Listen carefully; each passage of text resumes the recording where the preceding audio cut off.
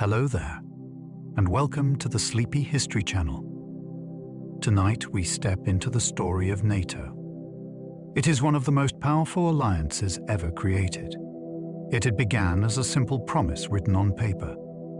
A promise that nations on opposite sides of the Atlantic would stand together if danger returned to Europe. This alliance was born in the uneasy years after the Second World War. Cities still lay in ruins. Old empires were fading.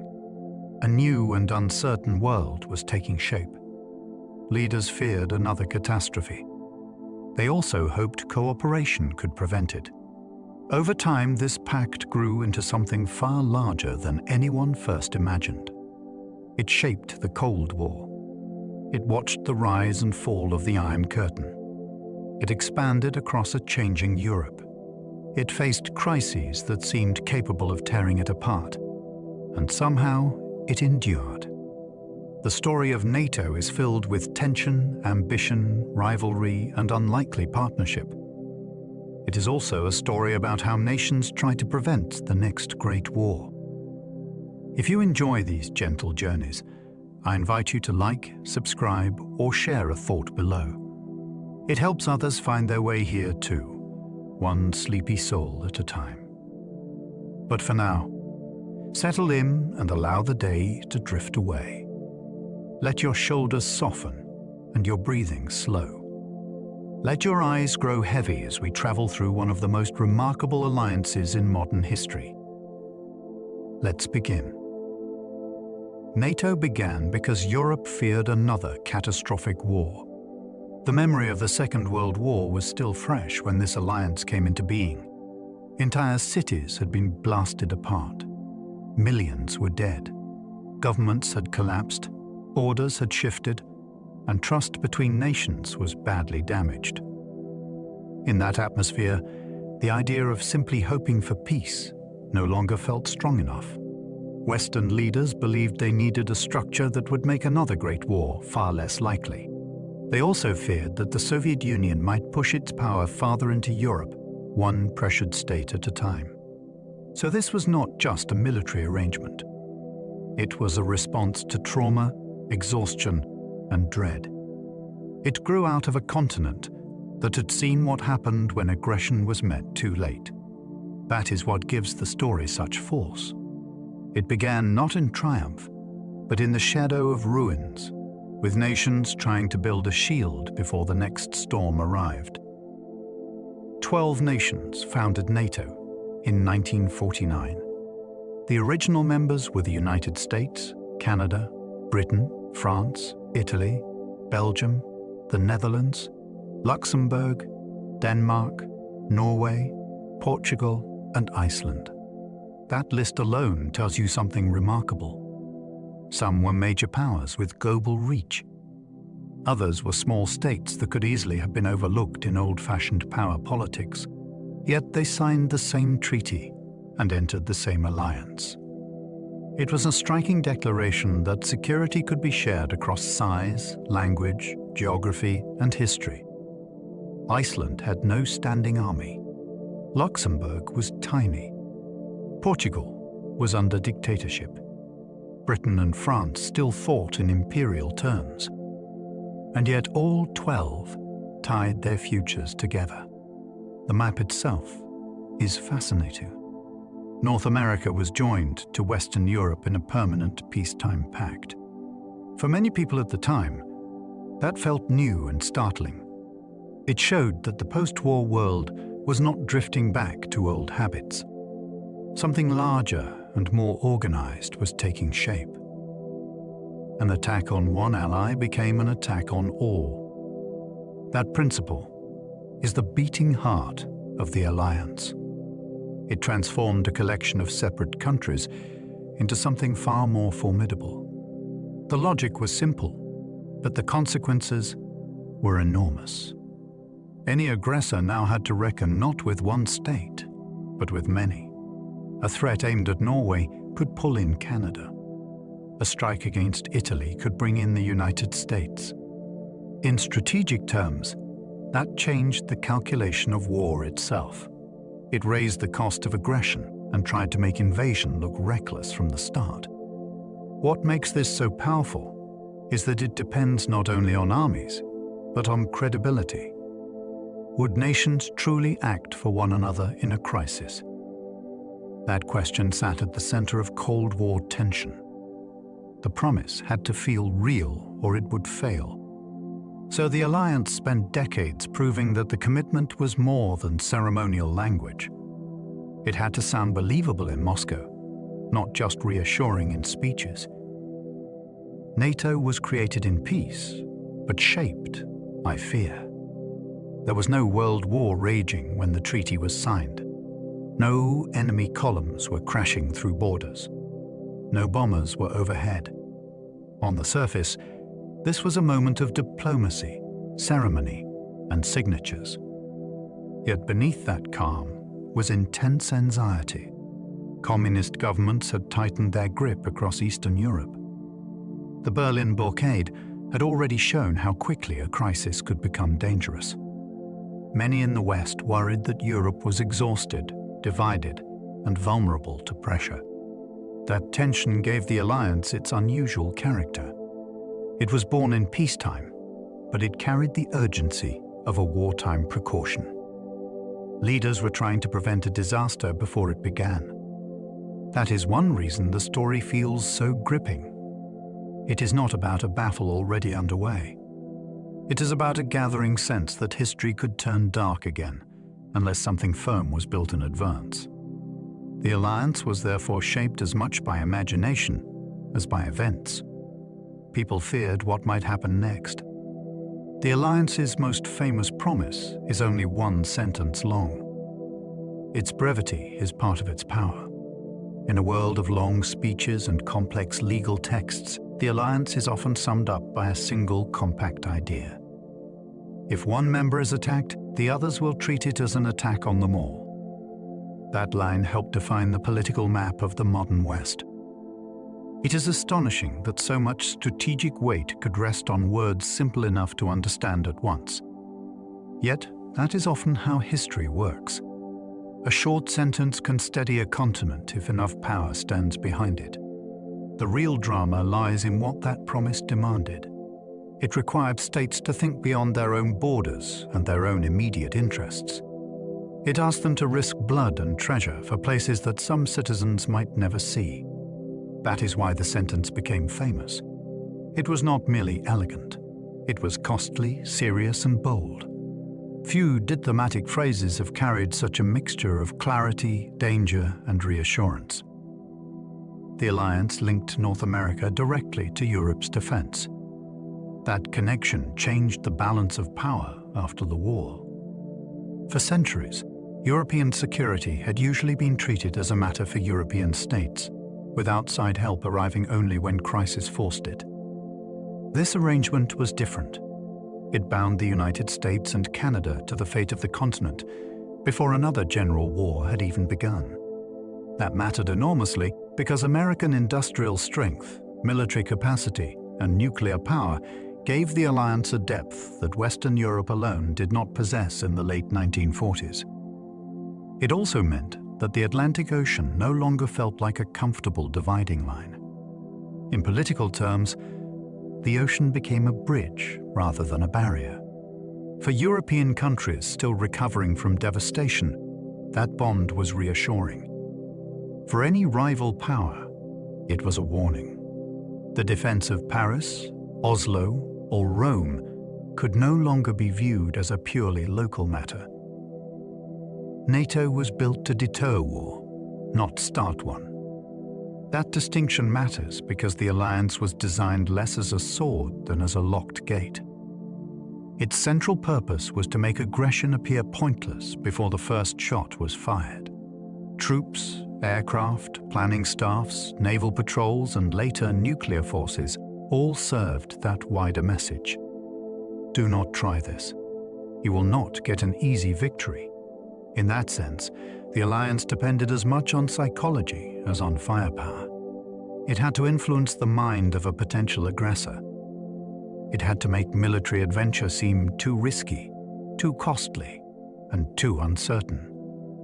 This is one reason the history is so intriguing. Success often looked like nothing happening. No invasion came. No great clash erupted between the alliance and the Soviet Union. That can make deterrence seem invisible, yet it may be one of the most consequential achievements in modern history. The alliance sought not glorious conquest, but the prevention of catastrophe. Its ideal victory was a war that never began. West Germany joined NATO less than a decade after the war. That decision would have seemed astonishing to many people in 1945. Germany had devastated Europe under Hitler. Its armies had occupied much of the continent. Its crimes were immense. Yet by 1955, the western part of Germany had been brought into the alliance. This was one of the most dramatic reversals in modern diplomatic history. Former enemies were now expected to cooperate in defense against a new strategic threat from the east. The move was controversial and emotionally difficult, especially for countries that had suffered under German occupation. But it also revealed how completely the political landscape had changed. Western leaders believed that leaving West Germany outside the alliance would be more dangerous than bringing it in under tight integration. Rearmament would happen within a shared structure, not as an isolated national project. In that sense, the decision was not only about military strength. It was about transforming a former aggressor into a pillar of a new European order. NATO once faced the terrifying possibility of nuclear battlefields. During the Cold War, many planners believed that if war came to Europe, it might not remain conventional for long. The continent could become the place where nuclear weapons were actually used in combat. Not only the giant city destroying bombs of popular imagination, but smaller tactical weapons meant for battle zones, advancing armies, transport hubs, and defensive lines. That prospect is chilling because it brings the unthinkable down to ground level. Fields, roads, bridges, and towns could become nuclear targets. Soldiers trained in the knowledge that the battlefield itself might be poisoned by fire and radiation. Civilians lived under the wider shadow of annihilation. Exercises and strategic plans tried to grapple with scenarios that were almost impossible to imagine calmly. This gave the alliance a grim intensity. It was not merely preparing for ordinary war. It was preparing for the possibility that modern civilization in Europe could shatter in hours. Few alliances in history have carried a burden so immense. The alliance outlived the Cold War that helped create it. When the Soviet bloc collapsed and the Berlin Wall was gone, many people assumed the alliance had lost its reason to exist. After all, it had been built in response to the great East-West confrontation. If that struggle was ending, why would the alliance remain? Yet instead of fading away, it adapted. It took on crisis management, peace operations, new partnerships, and later new members from the very region once dominated by Moscow. That survival is one of the most surprising parts of the whole story. History is full of alliances that vanish once the danger that created them has passed. This one did not. It redefined its mission and kept moving through a new era. That tells us something important. The alliance had become more than a temporary emergency measure. It had grown into a wider political and strategic framework for a changing Europe and North America. In a sense, its endurance became its own fact of history, as remarkable as its dramatic beginning. NATO founding treaty was signed in Washington, not Europe. That detail reveals something important at once. This was never meant to be a purely European arrangement. By placing the signing in the capital of the United States, the new alliance announced that the Atlantic world would be treated as a single strategic space. The ceremony took place on the 4th of April in 1949, with diplomats gathering in a city far from the bombed streets and shattered railways of post-war Europe. That distance mattered. It showed that the recovery and defense of Europe had become a permanent concern for Washington. It also gave the alliance a distinctly transatlantic identity from its first public moment. The symbolism is striking when you think about it. A treaty created to protect European states was sealed across an ocean, in the political heart of a rising superpower. From the beginning, the map of security was being redrawn. Geography still mattered, but the old boundaries of responsibility were already beginning to blur. The North Atlantic Treaty contains just 14 original articles. That small number can be surprising, because the alliance it created would shape decades of global history. People often imagine great institutions beginning with immense legal codes and endless procedural detail. In this case, the founding document was comparatively lean. It laid out principles, obligations, and broad mechanisms, while leaving vast room for future development. That simplicity gave it flexibility. It could endure changing governments, military revolutions, and whole shifts in the international system without needing to be reinvented from scratch. There is something almost elegant about that. A relatively brief text became the foundation for headquarters, commands, planning systems, exercises, and political consultations that stretched across continents. The treaty did not try to predict every future crisis. Instead, it established a framework sturdy enough to hold many futures. That helps explain its longevity. Some documents become trapped in the world that produced them. This one proved spare enough to survive the passing of that world and strong enough to guide what came next. Article 5 was inspired by fears of Soviet expansion. Behind that famous clause stood a very specific anxiety. Western leaders had watched communist power spread across Eastern Europe in the years after the war, and many feared that pressure, intimidation, or outright attack could continue farther west. The concern was not abstract. Governments had already seen how quickly influence could become control when institutions were weak and military force loomed in the background. Article 5 was meant to answer that fear with a clear political signal. It told the Soviet Union that any move against one member would trigger a wider response from the whole alliance. That message was designed to stop aggression before it started. What makes this so compelling is that one sentence carried the emotional weight of an age defined by suspicion, tension, and strategic calculation. It was a legal formula, but also a warning. In effect, it tried to turn fear into deterrence. The alliance could not erase danger, but it could declare that further expansion would carry consequences no aggressor could easily contain. NATO First Secretary-General was a British war hero. The first man to hold the post was Lord Ismay, a senior British soldier and statesman who had served closely with Winston Churchill during the Second World War. His appointment tells you a great deal about the atmosphere of the early alliance. This was not yet a settled bureaucracy with generations of institutional memory. It was a new and uncertain enterprise that needed prestige, credibility, and seasoned judgment at the top. Ismay brought all three. He understood coalition warfare, cabinet politics, and the difficulty of keeping large allies aligned when interests did not perfectly match. There is also a memorable line often associated with him about the alliance's purpose, keeping the Americans in, the Russians out, and the Germans down. Whether quoted in full or softened in retelling, it captured the hard strategic logic of the age. The first Secretary-General was therefore not just an administrator. He was part diplomat, part organizer, and part interpreter of a tense new order. Canada helped shape NATO from the very beginning. It can be tempting to imagine the alliance as a project driven mainly by Washington and the major European capitals. Canada's role shows that the story was broader than that.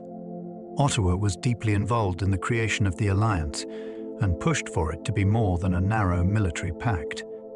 Canadian leaders believed the new organization should also encourage political cooperation and long-term stability among its members. That vision mattered because it helped give the alliance a wider purpose than simple battlefield coordination. Canada also served as a bridge of sorts. It was rooted in North America, yet tied by history and identity to Europe in powerful ways. In the fragile years after the war, that made it a useful and persuasive voice. This is one of those details that becomes more fascinating the longer you sit with it. A country often overshadowed in popular memory helped shape one of the defining institutions of the modern West, not from the sidelines, but from the table where the design itself was taking form. Portugal was a founding member despite being a dictatorship. That fact opens a window onto one of the alliance's early contradictions.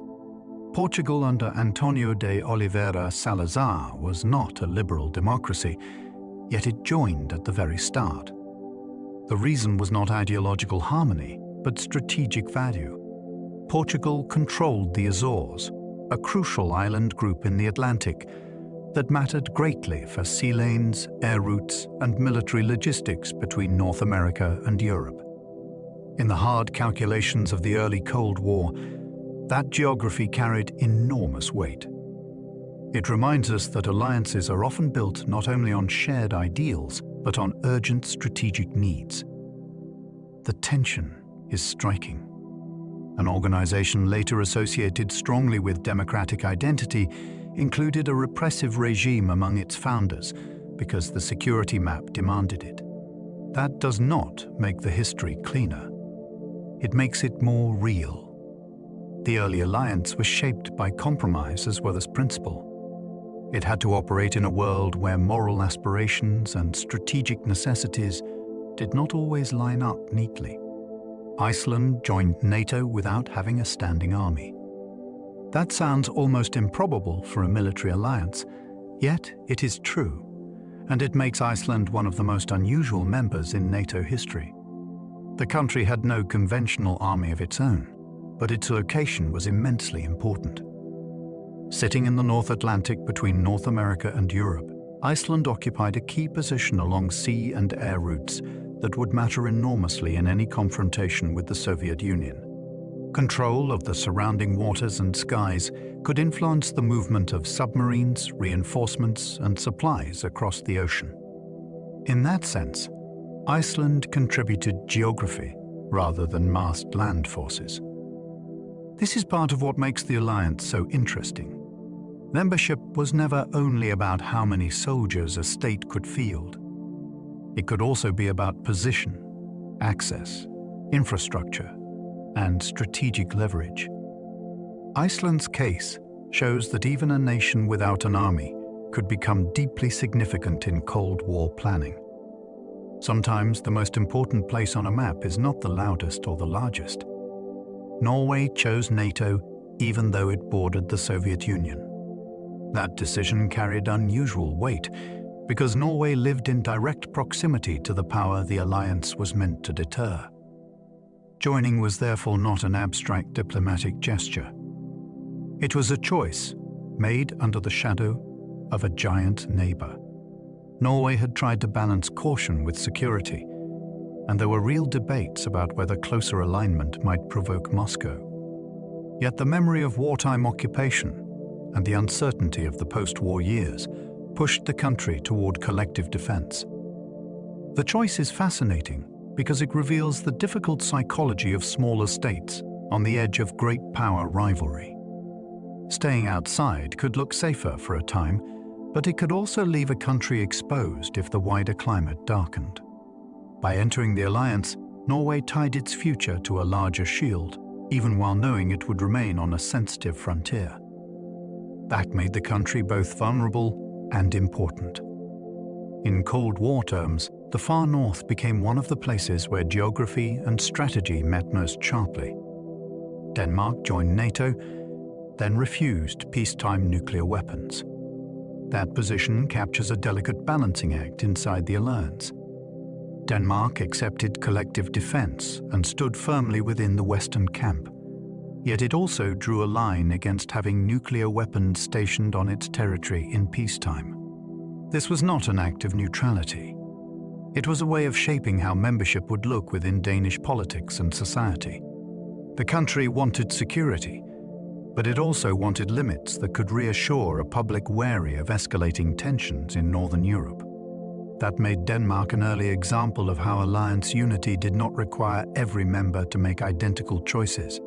Different governments could support the same overall framework while placing national conditions on particular military arrangements. This is one reason NATO history stays so absorbing. It is not a simple tale of obedient states marching in lockstep. It is a story of negotiation, pressure, compromise, and constant adjustment. Denmark's policy showed that even inside a hard-edged Cold War alliance, room still existed for political boundaries and national caution. Italy entered NATO while rebuilding from fascism and war. Few founding members better illustrate the fragile condition of post-war Europe. Italy had emerged from dictatorship, military defeat, civil conflict, and foreign occupation. Its political future was uncertain, its economy was battered, and its society was trying to recover from years of upheaval. Yet it became part of the new alliance at the very moment when the country was still reconstructing its institutions and identity. That mattered because Italy was strategically vital. It sat in the Mediterranean, linked southern Europe to wider maritime routes, and occupied a position that drew NATO attention toward more than the central front in northern Europe. There was also a strong domestic political dimension. Italy had a powerful communist party, and the broader struggle over its direction was watched closely in Western capitals. Joining the alliance, therefore, signaled more than military alignment. It announced a place in the Western political camp during a formative and unsettled moment. Italy's membership showed how NATO was woven into the rebuilding of Europe itself. France helped found NATO and later left its military command. Few alliance stories are as dramatic as France's. It stood at the creation of NATO and was central to its early life. Yet in the 1960s, President Charles de Gaulle decided that France would withdraw from the alliance's integrated military command. That did not mean leaving NATO altogether. France remained a member, but it wanted greater national control over its forces and strategy. The move reflected deep French anxieties about sovereignty, American dominance, and the risk of being pulled into decisions shaped elsewhere. It also produced striking practical consequences. NATO headquarters and military staffs had to leave French territory and relocate. Imagine that for a moment. A founding power helped build the structure, then forced large parts of that same structure to move. The episode reveals that NATO has never been a machine of automatic obedience. Even its strongest members have argued over power, independence, and control. That tension makes the alliance far more human and far more fascinating than a simple united front. Belgium became one of NATO's most important diplomatic hubs. Belgium is a relatively small country, yet it became one of the central stages on which NATO history has unfolded. Brussels eventually emerged as the alliance's political heart, a place where ministers, ambassadors, generals, and heads of government met to debate crises that could affect the fate of continents. There is something striking about that. Great powers with vast armies gathered not in some imperial capital, but in a compact European state that turned diplomacy into one of its great national functions. Belgium's position helped. It sat close to the historic fault lines of Western Europe, but it also offered a practical and symbolic center for cooperation. Over time, Brussels became almost inseparable from the alliance itself in the public imagination. This gives Belgium a quiet but remarkable importance. It was not only a member, it was a host, a convening point, and a diplomatic crossroads where arguments, compromises, and strategies were translated into action. Sometimes history is shaped not only by armies, but by meeting rooms. The Netherlands backed NATO while still recovering from occupation. The Dutch decision to support the alliance carried the memory of wartime trauma very close beneath the surface. The Netherlands had endured brutal occupation, the persecution and murder of Jewish citizens, famine in the final months of the war, and the destruction of homes, transport, and public confidence. Recovery was not just economic. It was emotional and political as well. In that setting, joining a new collective defense system was a way of refusing to stand alone again in a dangerous Europe. The choice also reflected a broader Dutch instinct for international cooperation. This was a trading nation with long exposure to the risks of geography, and security through partnership made deep sense. What makes the story compelling is the contrast between fragility and resolve. The country was still healing, yet it was already helping to build a new order meant to prevent repetition of the old nightmare.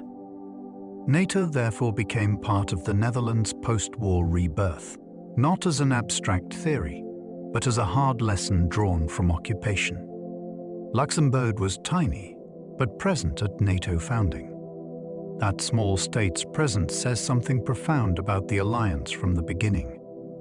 Luxembourg did not join because of vast armed power or sweeping strategic reach.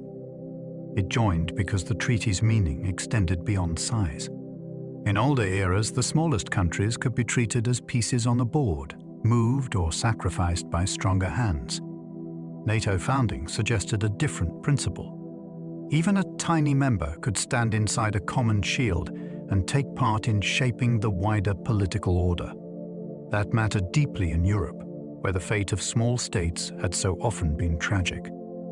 Luxembourg also carried symbolic weight because it sat in a region repeatedly torn by war between larger neighbors. Its voice at the founding table reminded the alliance that security was not only about great power rivalry. It was also about whether smaller nations could live without constant fear of being crushed by the ambitions around them. Sometimes a country's importance lies not in its scale, but in what its inclusion represents. NATO headquarters has moved more than once in its history.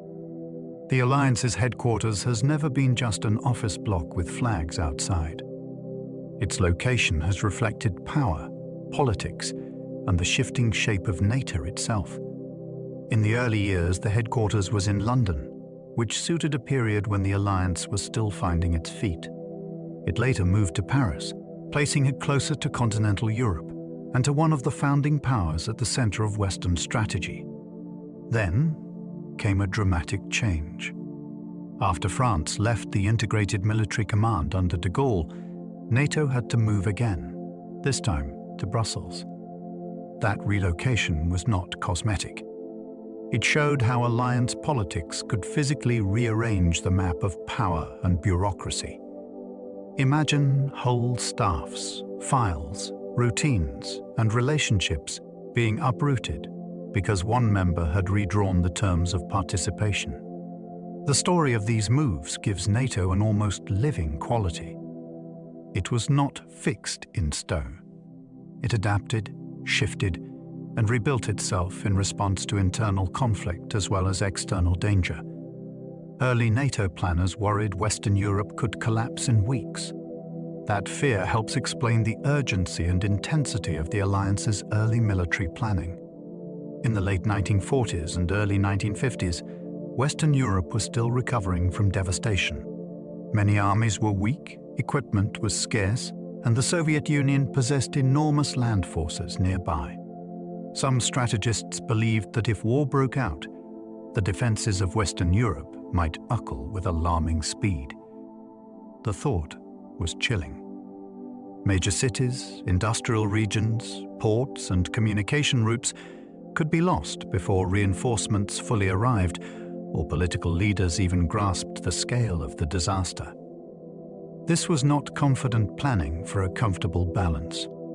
It was planning under the shadow of possible rapid defeat. That sense of vulnerability gave NATO its sharp early edge. The alliance was trying to buy time, build strength, and convince any enemy that a quick victory would not come. The danger felt immediate enough to shape strategy at every level. from troop numbers and air power to supply routes and mobilization plans.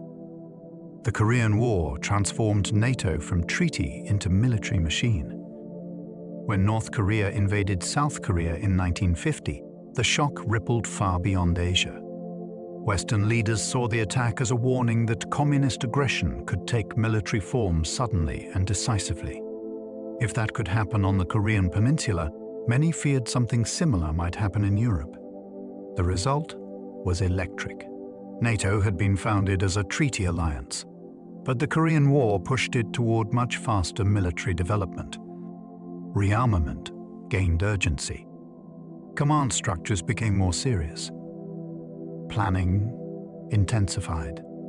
Troop levels and defense spending rose. In effect, a war on the other side of the world gave the alliance a jolt that turned paper commitments into something far more operational. That connection is one of the most fascinating parts of early Cold War history. Events in Asia helped shape the military architecture of the Atlantic world. NATO transformation was not born only from European fears. It was accelerated by the realization that the post-war order could be challenged violently and without much warning. NATO first years were filled with shortage, uncertainty, and urgency. It is easy to picture the alliance as powerful from the start, backed by famous leaders and grand speeches. The reality was much rougher. In its early years, NATO faced severe shortages of equipment, trained manpower, infrastructure, and ready formations. Western Europe was still damaged by war. Economies were strained. Governments were trying to rebuild civilian life while also preparing for the possibility of another major conflict. That produced a sense of pressure that ran through the whole enterprise. Plans existed, but capabilities often lagged behind them. The alliance could describe what it wanted to do more easily than it could actually do it. This gap between ambition and readiness makes the story gripping. NATO was not born fully formed. It had to be assembled under stress, with limited means and a constant awareness that time might be short. The early alliance was therefore a race against vulnerability. Its strength later looked imposing, but its beginnings were marked by improvisation, doubt, and relentless haste. Supreme Allied Commander Europe has traditionally been an American general. That tradition tells you a great deal about power inside the alliance. The post is one of NATO's most important military roles, responsible for the defense of Europe within the integrated command system. From the beginning, it was usually held by an American officer, which reflected the enormous weight of United States military strength, resources, and political influence. This arrangement reassured many European members because it signaled that Washington was not only attached in theory, but deeply embedded in the practical command of the alliance. It also made sense in strategic terms, since American forces, logistics, and nuclear backing were central to NATO credibility. Yet the tradition carried a subtle message as well. Europe's security depended heavily on leadership from across the Atlantic. That created both confidence and dependency. The role became a symbol of transatlantic commitment, but also of the imbalance at the heart of the alliance. Even in a coalition of sovereign states, one partner often stood unmistakably above the rest. Eisenhower once served as NATO top military commander. Before he became President of the United States, Dwight D. Eisenhower took on one of the alliance's most important early roles as Supreme Allied Commander Europe. That fact alone gives the office a sense of historical gravity. This was not a secondary figure or a forgotten administrator. It was the man who had overseen the Allied invasion of Nazi-occupied Europe during the Second World War. His presence at NATO Military Summit showed how seriously the alliance was being treated. Eisenhower brought prestige, organizational skill, and a deep understanding of coalition warfare. He knew how difficult it was to align different armies, governments, priorities, and egos in a common cause. That experience was invaluable in the alliance's formative years. His appointment also helped persuade Europeans that American commitment was real and high level. The symbolism was immense. One of the most famous Allied commanders of the war was now helping organize the peace that followed, or at least the armed stability meant to preserve it. NATO created integrated command structures unlike older alliances. Older alliances often worked like temporary bargains. States promised support, then kept their own armies under separate national control until war forced hurried cooperation. NATO tried something more ambitious. It built an integrated command system in peacetime, with officers from different countries planning together long before any crisis erupted. That was a profound innovation. Instead of waiting for danger, the alliance created a standing framework for common strategy, shared responsibility, and coordinated response. This meant British, American, French, Dutch, and other officers were not meeting for the first time under fire. They were already working inside the same structure, learning how to think together about defense. The effect was both practical and psychological. It made the alliance feel real. It also signaled that members were surrendering a measure of freedom in order to gain collective strength. That is what made the system unusual. NATO was not merely a promise between capitals. It was a permanent military architecture built to function before panic began. SHAPE became one of the alliance's most important headquarters. Supreme Headquarters Allied Powers Europe, known by the memorable acronym SHAPE, became one of the great nerve centers of the Cold War West. From there, planners and commanders grappled with questions that could affect millions of lives. How quickly could reinforcements cross the Atlantic? Which front might break first? How should air power, ground forces, and reserves be coordinated if Europe suddenly erupted? SHAPE was not glamorous in the cinematic sense. It was offices, maps, briefings, communications, and relentless planning. Yet that is exactly what made it powerful. Modern alliances depend on the ability to turn broad promises into workable action, and SHAPE was where much of that transformation happened. It helped give military shape to political intent. It also embodied the alliance's multinational character, since officers from many member states served within its structure. In a real sense, SHAPE was where NATO learned to think as more than a collection of nations. It became a command center for collective imagination under pressure. NATO standardized weapons, maps, signals, and military procedures. One of the alliance's least glamorous achievements was also one of its most important. Armies from many different countries cannot fight effectively together if they use incompatible systems, conflicting map symbols, mismatched ammunition, and communication methods that breed confusion. NATO tackled that problem through standardization. It sounds dry until you imagine the alternative. In a fast-moving crisis, a convoy could be delayed because of incompatible equipment. Pilots could misunderstand instructions. Units could misread maps or fail to recognize one another's procedures. Standardization was the quiet work that prevented chaos from spreading through the alliance's own ranks. Over time, it touched astonishingly ordinary things, from terminology and radio formats to calibers and technical specifications. This was how NATO translated multinational ambition into practical cooperation.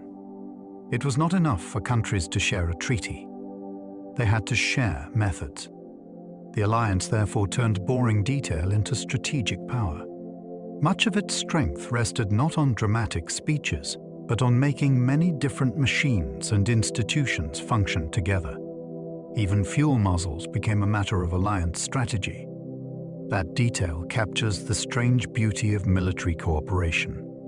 Most people imagine strategy in terms of presidents, generals, tanks, and missiles. NATO had to think about those things, of course. But it also had to confront the humble mechanics of keeping forces moving. If one country's vehicles or aircraft could not easily be refueled by another's systems, then speed, flexibility, and survival could suffer in a crisis. Suddenly, a metal fitting became part of deterrence. This is the kind of hidden reality that makes the alliance so fascinating. Vast political commitments depended on thousands of small, practical decisions, each one reducing friction between members. Fuel systems, spare parts, measurements, maintenance routines, and technical compatibility all shaped whether multinational forces could actually function under pressure. In that sense, strategy reached all the way down to the workshop floor. NATO understood that wars are not only decided by grand plans, they are also shaped by whether ordinary equipment works smoothly when time is short and nerves are frayed. NATO trained armies to fight together across languages and borders. Imagine the challenge. Soldiers from different countries spoke different languages, used different military traditions, and came from different political cultures. Yet the alliance expected them to operate side by side if war came. That required more than goodwill. It demanded training on a large and sustained scale. Exercises brought units together so they could practice movement, communication, command relationships, and battlefield coordination under realistic conditions. These gatherings were not simply rehearsals for combat. They were lessons in trust. Troops had to learn that the foreign unit beside them could be relied upon when decisions became dangerous and fast. This gave NATO a distinctive rhythm in peacetime. Across Europe, Allied personnel met, drilled, maneuvered, and tested one another in conditions meant to expose weakness before a real enemy could exploit it. The alliance was therefore teaching soldiers not only how to fight, but how to belong to something larger than a national army.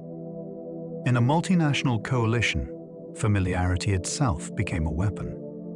The alliance turned logistics into one of its secret strengths. Popular memory usually celebrates frontline drama, but logistics often decides what armies can actually do. NATO understood that from early on. The alliance had to think about ports receiving reinforcements, railways moving armor inland, depots storing ammunition, roads carrying convoys, and supply chains that could keep forces alive through sustained air. Crisis. During the Cold War, this was especially crucial because much of NATO power depended on bringing North American strength across the Atlantic and then distributing it quickly through Europe. That was an enormous logistical challenge. The alliance treated it with serious attention because strategy without supply is only theater. This is one reason NATO could seem less dramatic than the wars it sought to prevent. So much of its energy went into preparation that might never be publicly noticed. Yet that hidden preparation was part of its credibility. An alliance that cannot move fuel, food, ammunition, and reinforcements in time is only a slogan. NATO worked hard to become far more than that. NATO planned for war across land, sea, and sky. The alliance could not afford to think in narrow terms. A major war in Europe would never be a simple clash of armies on one front. It would involve convoys crossing the Atlantic, submarines stalking shipping lanes, fighter aircraft contesting the skies, bombers striking infrastructure, and ground forces trying to hold or regain territory. Under immense pressure, NATO therefore planned across all major domains at once. That breadth is part of what made the alliance such a formidable undertaking. It had to imagine whole systems under strain, not isolated battles. Naval power mattered because Europe needed supplies and reinforcements from North America. Air power mattered because speed, reconnaissance, and deep strike could shape the opening phase of any conflict. Land forces mattered because territory still had to be defended and held. The alliance had to think like a conductor handling a vast orchestra of danger. This gave NATO planning a scale that was almost cinematic, except the stakes were painfully real. and the audience was history itself. Cold War Europe filled with bunkers, radar stations, and readiness drills. Across the alliance's frontiers and rear areas, the landscape of peacetime Europe was altered by the expectation of possible war. Hidden bunkers were built for command and survival. Radar stations watched the skies for signs of intrusion. Exercises tested mobilization, communication, and civil readiness. For ordinary people, much of this existed at the edge of awareness, half visible and half secret. Yet it shaped the atmosphere of the age. The Cold War was not only a struggle of speeches and summits, it was also concrete poured into hillsides, antennae on remote coasts, sirens, maps, alert procedures, and the quiet routines of preparation. This physical world gave the alliance a permanent presence even when no fighting was underway. It reminded governments and citizens alike that peace rested on vigilance. There is something haunting about that image. Europe was rebuilding prosperity and daily life, yet beneath the surface ran networks designed for sudden emergency. NATO history was written not only in treaties, but in hardened walls and waiting systems. NATO expected the first days of war to be chaotic. Military plans are often drawn with precision, but serious planners know that the opening of a major conflict can be confusion on a terrifying scale. NATO expected disrupted communications, sudden air attacks, political uncertainty, refugee flows, damaged infrastructure, and fierce pressure on commanders to make rapid decisions with incomplete travel. Information. That expectation shaped the alliance's thinking. It could not rely on elegance or perfect timing. It had to prepare for shock. This is one reason exercises and command systems mattered so much. The alliance was trying to function in the very period when panic, misunderstanding, and fragmentation would be most likely. It is easy to imagine war as a sequence of neat arrows on a map. NATO planners knew it would feel more like collision, noise, and urgent improvisation. That realism gives the history extra depth. The alliance was not only preparing for combat, it was preparing for disorder itself. In that sense, one of NATO's greatest tasks was learning how to remain coherent when events threatened to tear coherence apart. For years, NATO relied heavily on American nuclear protection. In the early Cold War, this reliance was central to the alliance's credibility. Many European members lacked the conventional strength to feel fully secure against the Soviet Union's massive forces. The United States filled that gap not only with troops and materiel, but with the promise that its nuclear arsenal stood behind the defense of Europe. This arrangement became known as the American nuclear umbrella, and it shaped the psychology of the alliance for decades. It was meant to deter aggression by making any attack on Europe potentially catastrophic for the attacker. That gave smaller and weaker members a sense of protection they could not have created alone. Yet it also introduced profound dependence. European security rested in part on whether Washington would truly risk escalation on behalf of allies across the ocean. That was an extraordinary commitment to contemplate. The alliance drew strength from it, but also lived with the tension it created. Protection and vulnerability were bound together under the same atomic shadow. Nuclear sharing became one of NATO's most controversial arrangements. This policy asked a startling question at the heart of the Cold War. How could an alliance spread the burden of deterrence without handing full nuclear independence to every member? The answer was a shared system in which American weapons were stationed in parts of Europe, while selected Allied forces trained to deliver them under tightly controlled conditions. That arrangement was militarily useful, but politically explosive. Supporters saw it as proof that deterrence was collective and credible. Critics saw danger, dependency, and the possibility of catastrophe being distributed across the continent. It also blurred the line between nuclear and non-nuclear powers inside the alliance. That gave the subject a constant electric charge. Public opinion, national pride, Alliance solidarity and fear of escalation all collided around it. Few NATO policies better reveal how complicated the Cold War became. This was not only about weapons. It was about trust, control, and whether shared security could survive the presence of the most destructive force humanity had ever made. NATO once planned for limited nuclear war in Europe. That phrase sounds almost impossible to accept because nuclear war feels like the definition of limitlessness. Yet strategists spent years asking whether the use of smaller nuclear weapons could be contained on a battlefield without spiraling into full-scale annihilation. The very effort to answer that question reveals the terrifying logic of the age. Military planners tried to imagine a conflict in which atomic explosions might be used against troop concentrations, bridges, airfields, or armored thrusts, while political leaders somehow prevented the destruction from escalating further. It was a grim exercise in rationality pushed to the edge of the unthinkable. The theory offered a way to preserve deterrence and battlefield flexibility, but it also exposed the alliance to profound moral and strategic doubt.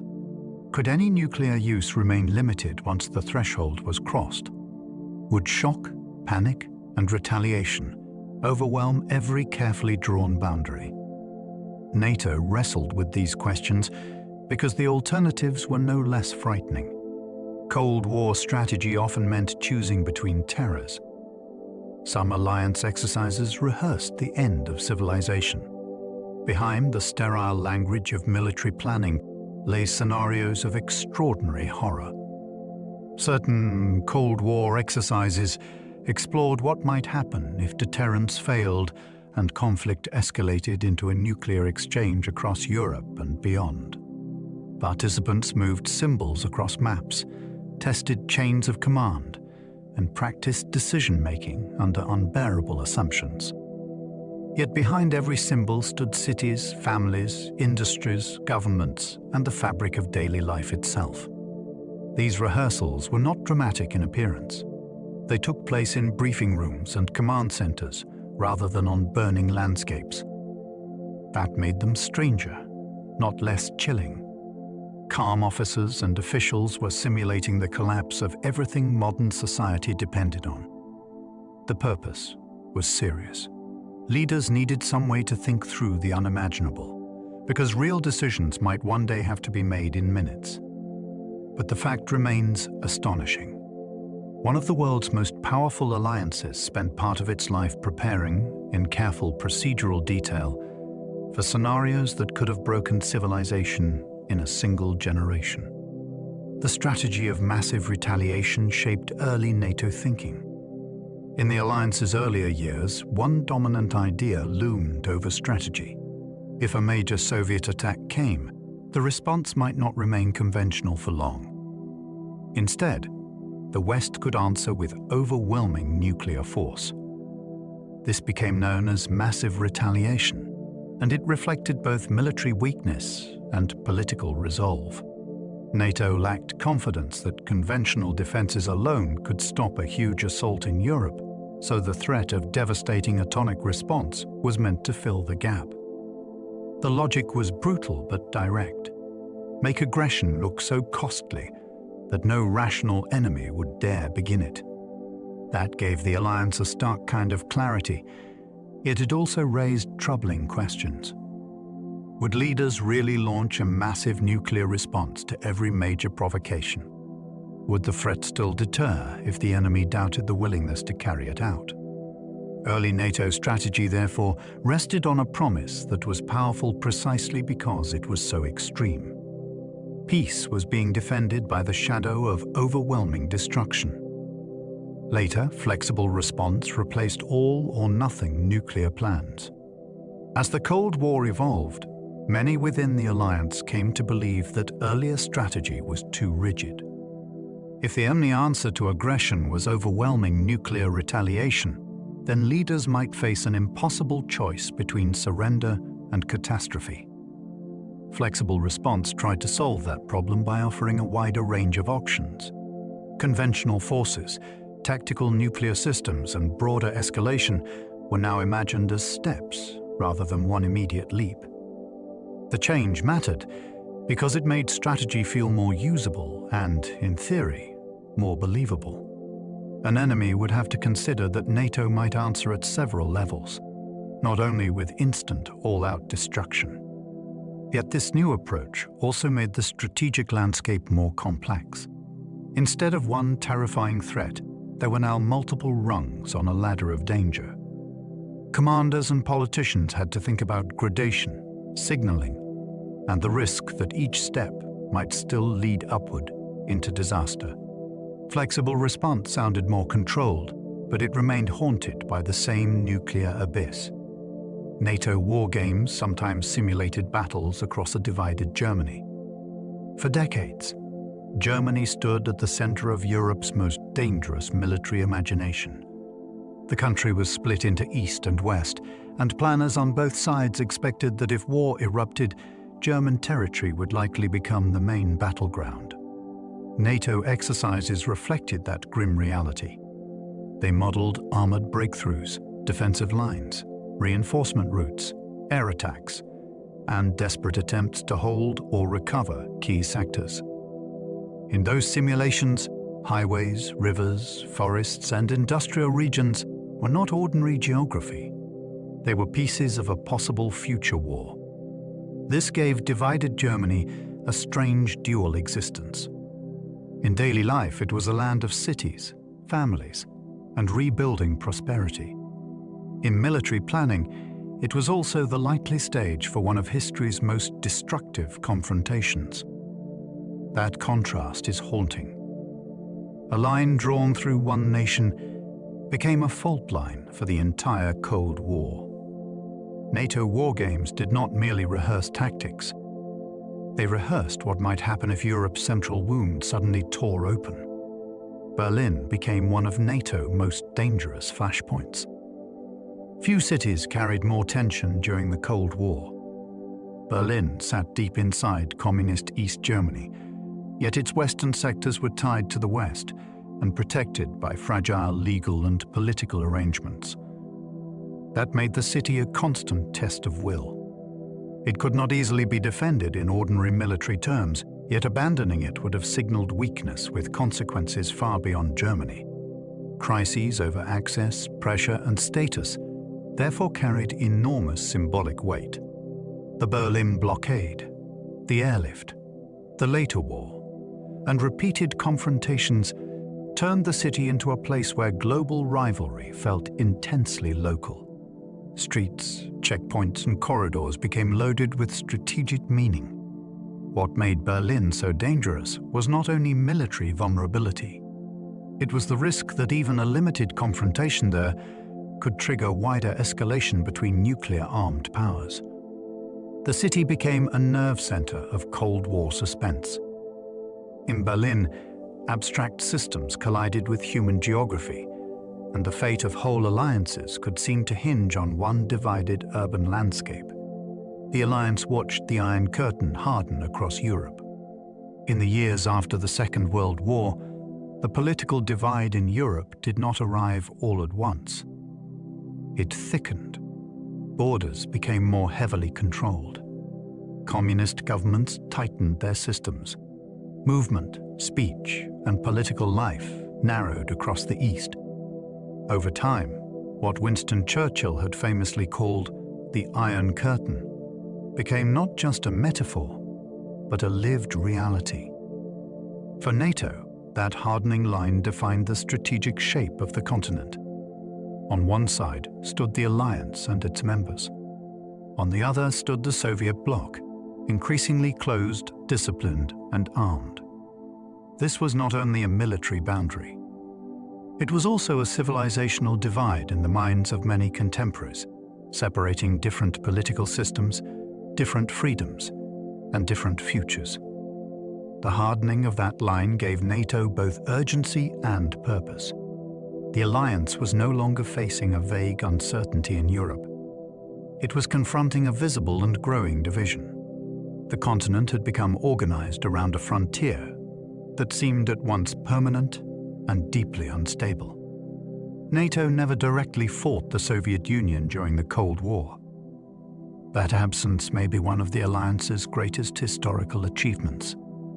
For decade after decade, the West and the Soviet bloc confronted one another with armies, aircraft, fleets, intelligence services, and nuclear arsenals of terrifying power.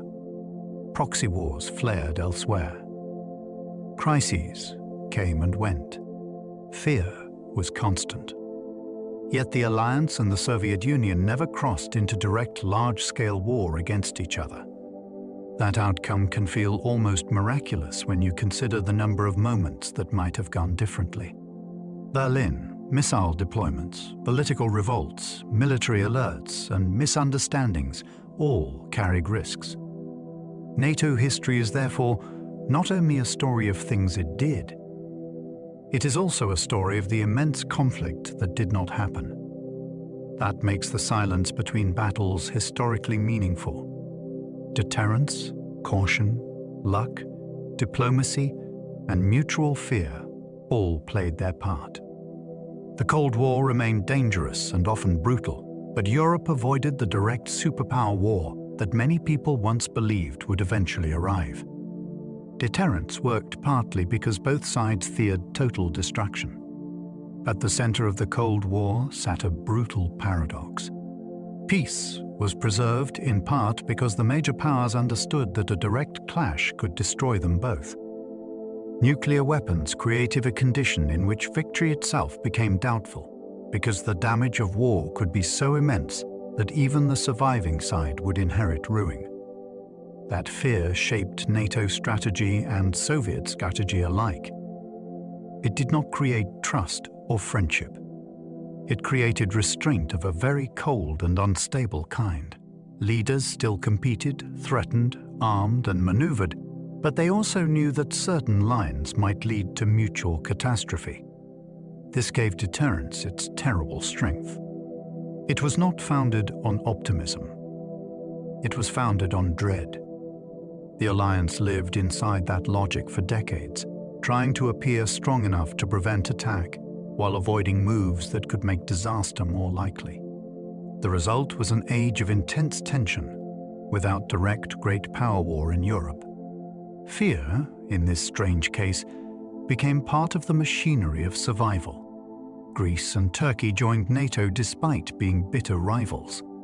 When Greece and Turkey entered the alliance in the early 1950s, NATO gained two strategically vital members on its southeastern flank, but it also inherited one of the region's deepest and most persistent rivalries. That is what makes their shared membership so compelling. These were not natural partners drawn together by affection. They carried long memories of war, territorial conflict, and mutual suspicion. Yet the Cold War pushed them into the same defensive structure because both mattered enormously to the wider balance of power in the eastern Mediterranean and near the Black Sea. Their accession showed that NATO was not a club of perfect harmony. It was an alliance built under pressure, willing to hold tension inside itself if the larger strategic prize seemed worth it. In a sense, the alliance was betting that a common external danger might contain an older feud. That gamble gave NATO added reach, but it also ensured that internal friction would become part of its history. Their disputes repeatedly tested alliance unity from within. The rivalry between Greece and Turkey did not disappear once both were under the NATO umbrella. Instead, it became one of the alliance's most difficult internal strains. Tensions over Cyprus, airspace, maritime boundaries, and the Aegean repeatedly raised the unsettling prospect that two members of the same alliance might come dangerously close to armed conflict with each other. That is a remarkable thing to consider. NATO was built to deter threats from outside, yet here it was also trying to manage hostility within its own ranks. Diplomats, generals, and political leaders had to think not only about deterring the Soviet bloc, but also about preventing quarrels between allies from escalating into something the alliance could barely contain. This gave NATO an added layer of complexity. it was never enough to face outward. It also had to keep watch inward, where history, nationalism, and geography could still ignite. Few facts reveal more clearly that alliance politics can be as fragile as battlefield strategy. Spain joined NATO years after the Franco dictatorship ended. Spain's path into the alliance was delayed by the long shadow of Francisco Franco's dictatorship. Although the country held strategic value during the Cold War, full membership in NATO did not come until after the dictatorship had ended and Spain had begun its transition toward democratic rule. That timing matters because it shows how the alliance's identity evolved. In its earliest years, NATO had made compromises with political reality. By the time Spain joined in the 1980s, democratic legitimacy carried greater weight in how membership was understood and defended. Spain's accession therefore symbolized more than military utility. It reflected a transformed political landscape in Western Europe, where dictatorship was receding and democratic institutions were becoming part of the alliance's public meaning. Even then, the move was contested inside Spain and had to be politically managed with care. That gives the story added texture. Entry into NATO was not simply a diplomatic formality. It was bound up with Spain's own effort to redefine itself after authoritarian rule. Enlargement often followed dramatic political transformation inside member states. Again and again, the alliance expanded not at random, but after deep internal change within countries seeking to join. Dictatorships fell. One-party communist systems collapsed. Military rule gave way to elected politics. States rewrote constitutions, reformed institutions, and tried to prove that they belonged to a different political future than the one they had previously inhabited. This pattern is part of what makes NATO enlargement so fascinating. Membership was not just about military assets or favorable geography. It often arrived as the culmination of a national turning point. Joining the alliance could signal that a country had crossed a threshold, leaving one historical chapter behind and entering another. That gave enlargement an almost ceremonial quality in some places, as though a state were being recognized as part of a wider community after surviving turmoil or reinvention. Of course, strategy was always present, but the emotional force of enlargement often came from transformation. NATO was not merely growing. It was marking political rebirths across the European landscape. NATO membership became a symbol of democratic belonging. Over time, the alliance came to mean more than collective defense. For many countries, especially after the Cold War, entry into NATO signaled acceptance into a wider political world associated with elections, civilian control of the military, institutional reform, and alignment with the democratic West. That symbolism mattered enormously in places emerging from dictatorship or communist rule. Membership could be presented not only as a security guarantee, but as recognition that a country had changed direction in a fundamental way.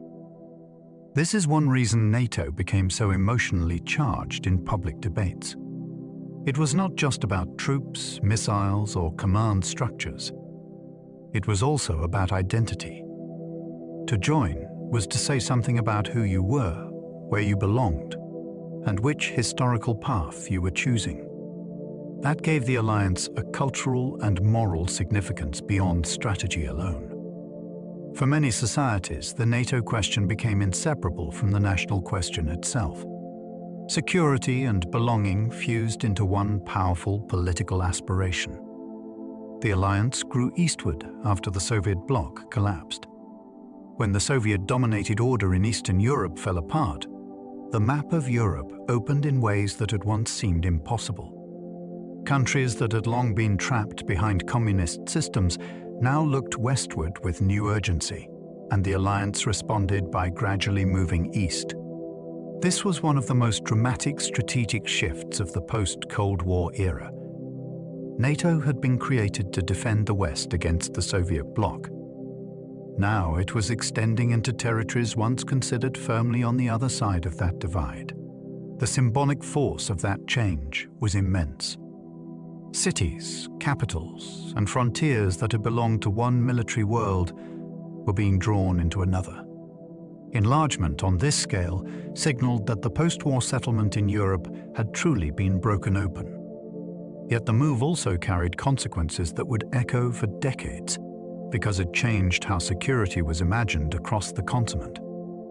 NATO eastward growth was not a minor adjustment. It was one of the great geopolitical transformations of modern Europe.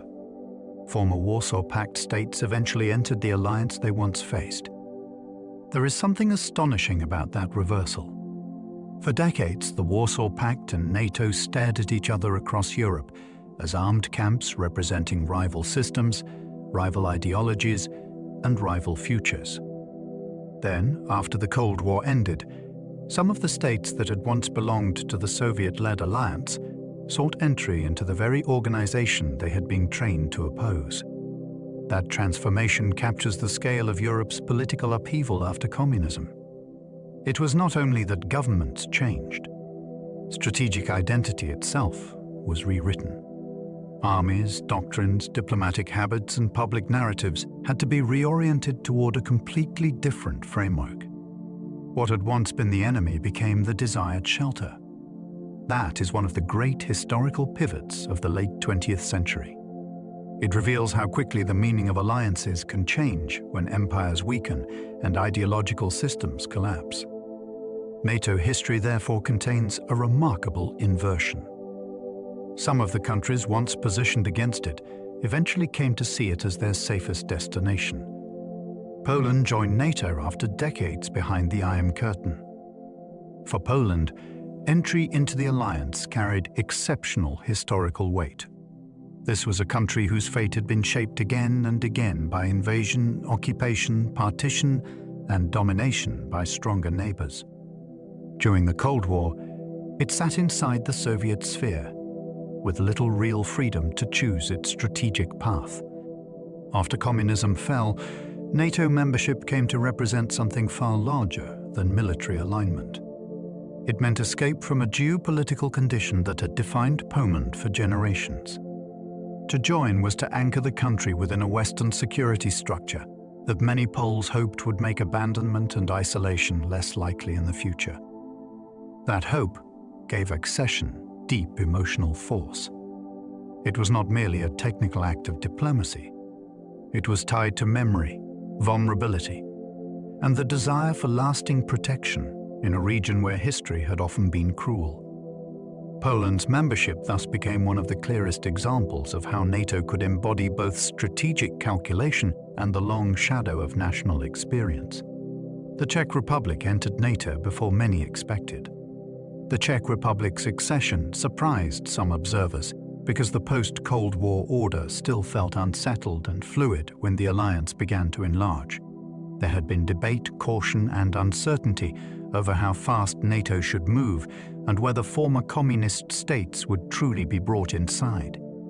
Yet the Czech Republic joined in the first wave of post-Cold War enlargement, which gave the decision a sense of momentum and historic break. For a country shaped by Munich, Nazi occupation, communist rule, and the crushing of the Prague Spring, the step carried a powerful message. It suggested that the strategic boundaries of Europe were being redrawn more boldly than many had imagined only a few years earlier. That is what makes the story so striking. History had moved from frozen division to rapid realignment in a remarkably short span. The Czech Republic's entry showed that NATO was not cautiously standing still after the Cold War. It was beginning to redefine Europe at speed. Hungary's NATO path marked a striking post-Cold War reversal. Hungary's journey into the alliance was rich with historical irony. During the Cold War, it had belonged to the Soviet-dominated bloc and was remembered around the world for the crushed uprising of 1956, when hopes for greater freedom were violently suppressed. Decades later, that same country entered NATO, an outcome that would once have seemed almost unimaginable. The reversal was striking because it showed how completely the logic of Europe had changed. A state once locked into one strategic camp had crossed into the other, not by conquest, but through political transformation and diplomatic choice. That shift also carried a strong symbolic charge inside Hungary. Membership suggested that the country had escaped the structure that had constrained it for generations and had found a new place in Europe's security order. In that sense, accession was about memory as much as policy. Hungary's path into NATO embodied the drama of a continent where old certainties collapsed and former lines of allegiance were turned inside out. The Baltic states saw NATO membership as existential protection. For Estonia, Latvia, and Lithuania, entry into the alliance was not simply a diplomatic success or a prestige upgrade. It felt like a shield against the return of a history they knew too well. All three had endured Soviet occupation, forced incorporation, repression, and the long denial of full sovereignty. When they regained independence after the Cold War, the question of security was immediate and intensely personal. These were small states on the edge of Russia, with memories of abandonment still close at hand. Membership in 2004 therefore carried a force that outsiders could easily underestimate. It meant that their independence would no longer rest only on their own limited weight.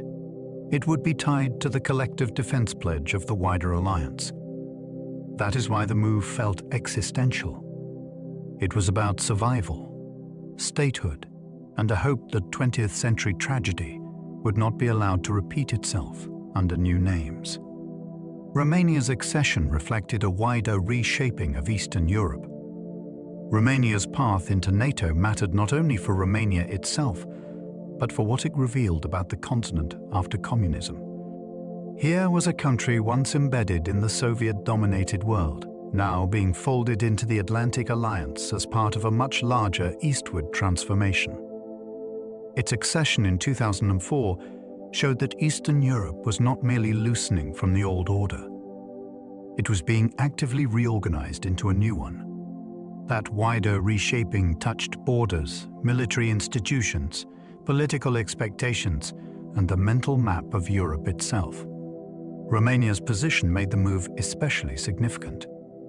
It sat near the Black Sea and the Balkans, in a region where instability and strategic competition had often overlapped.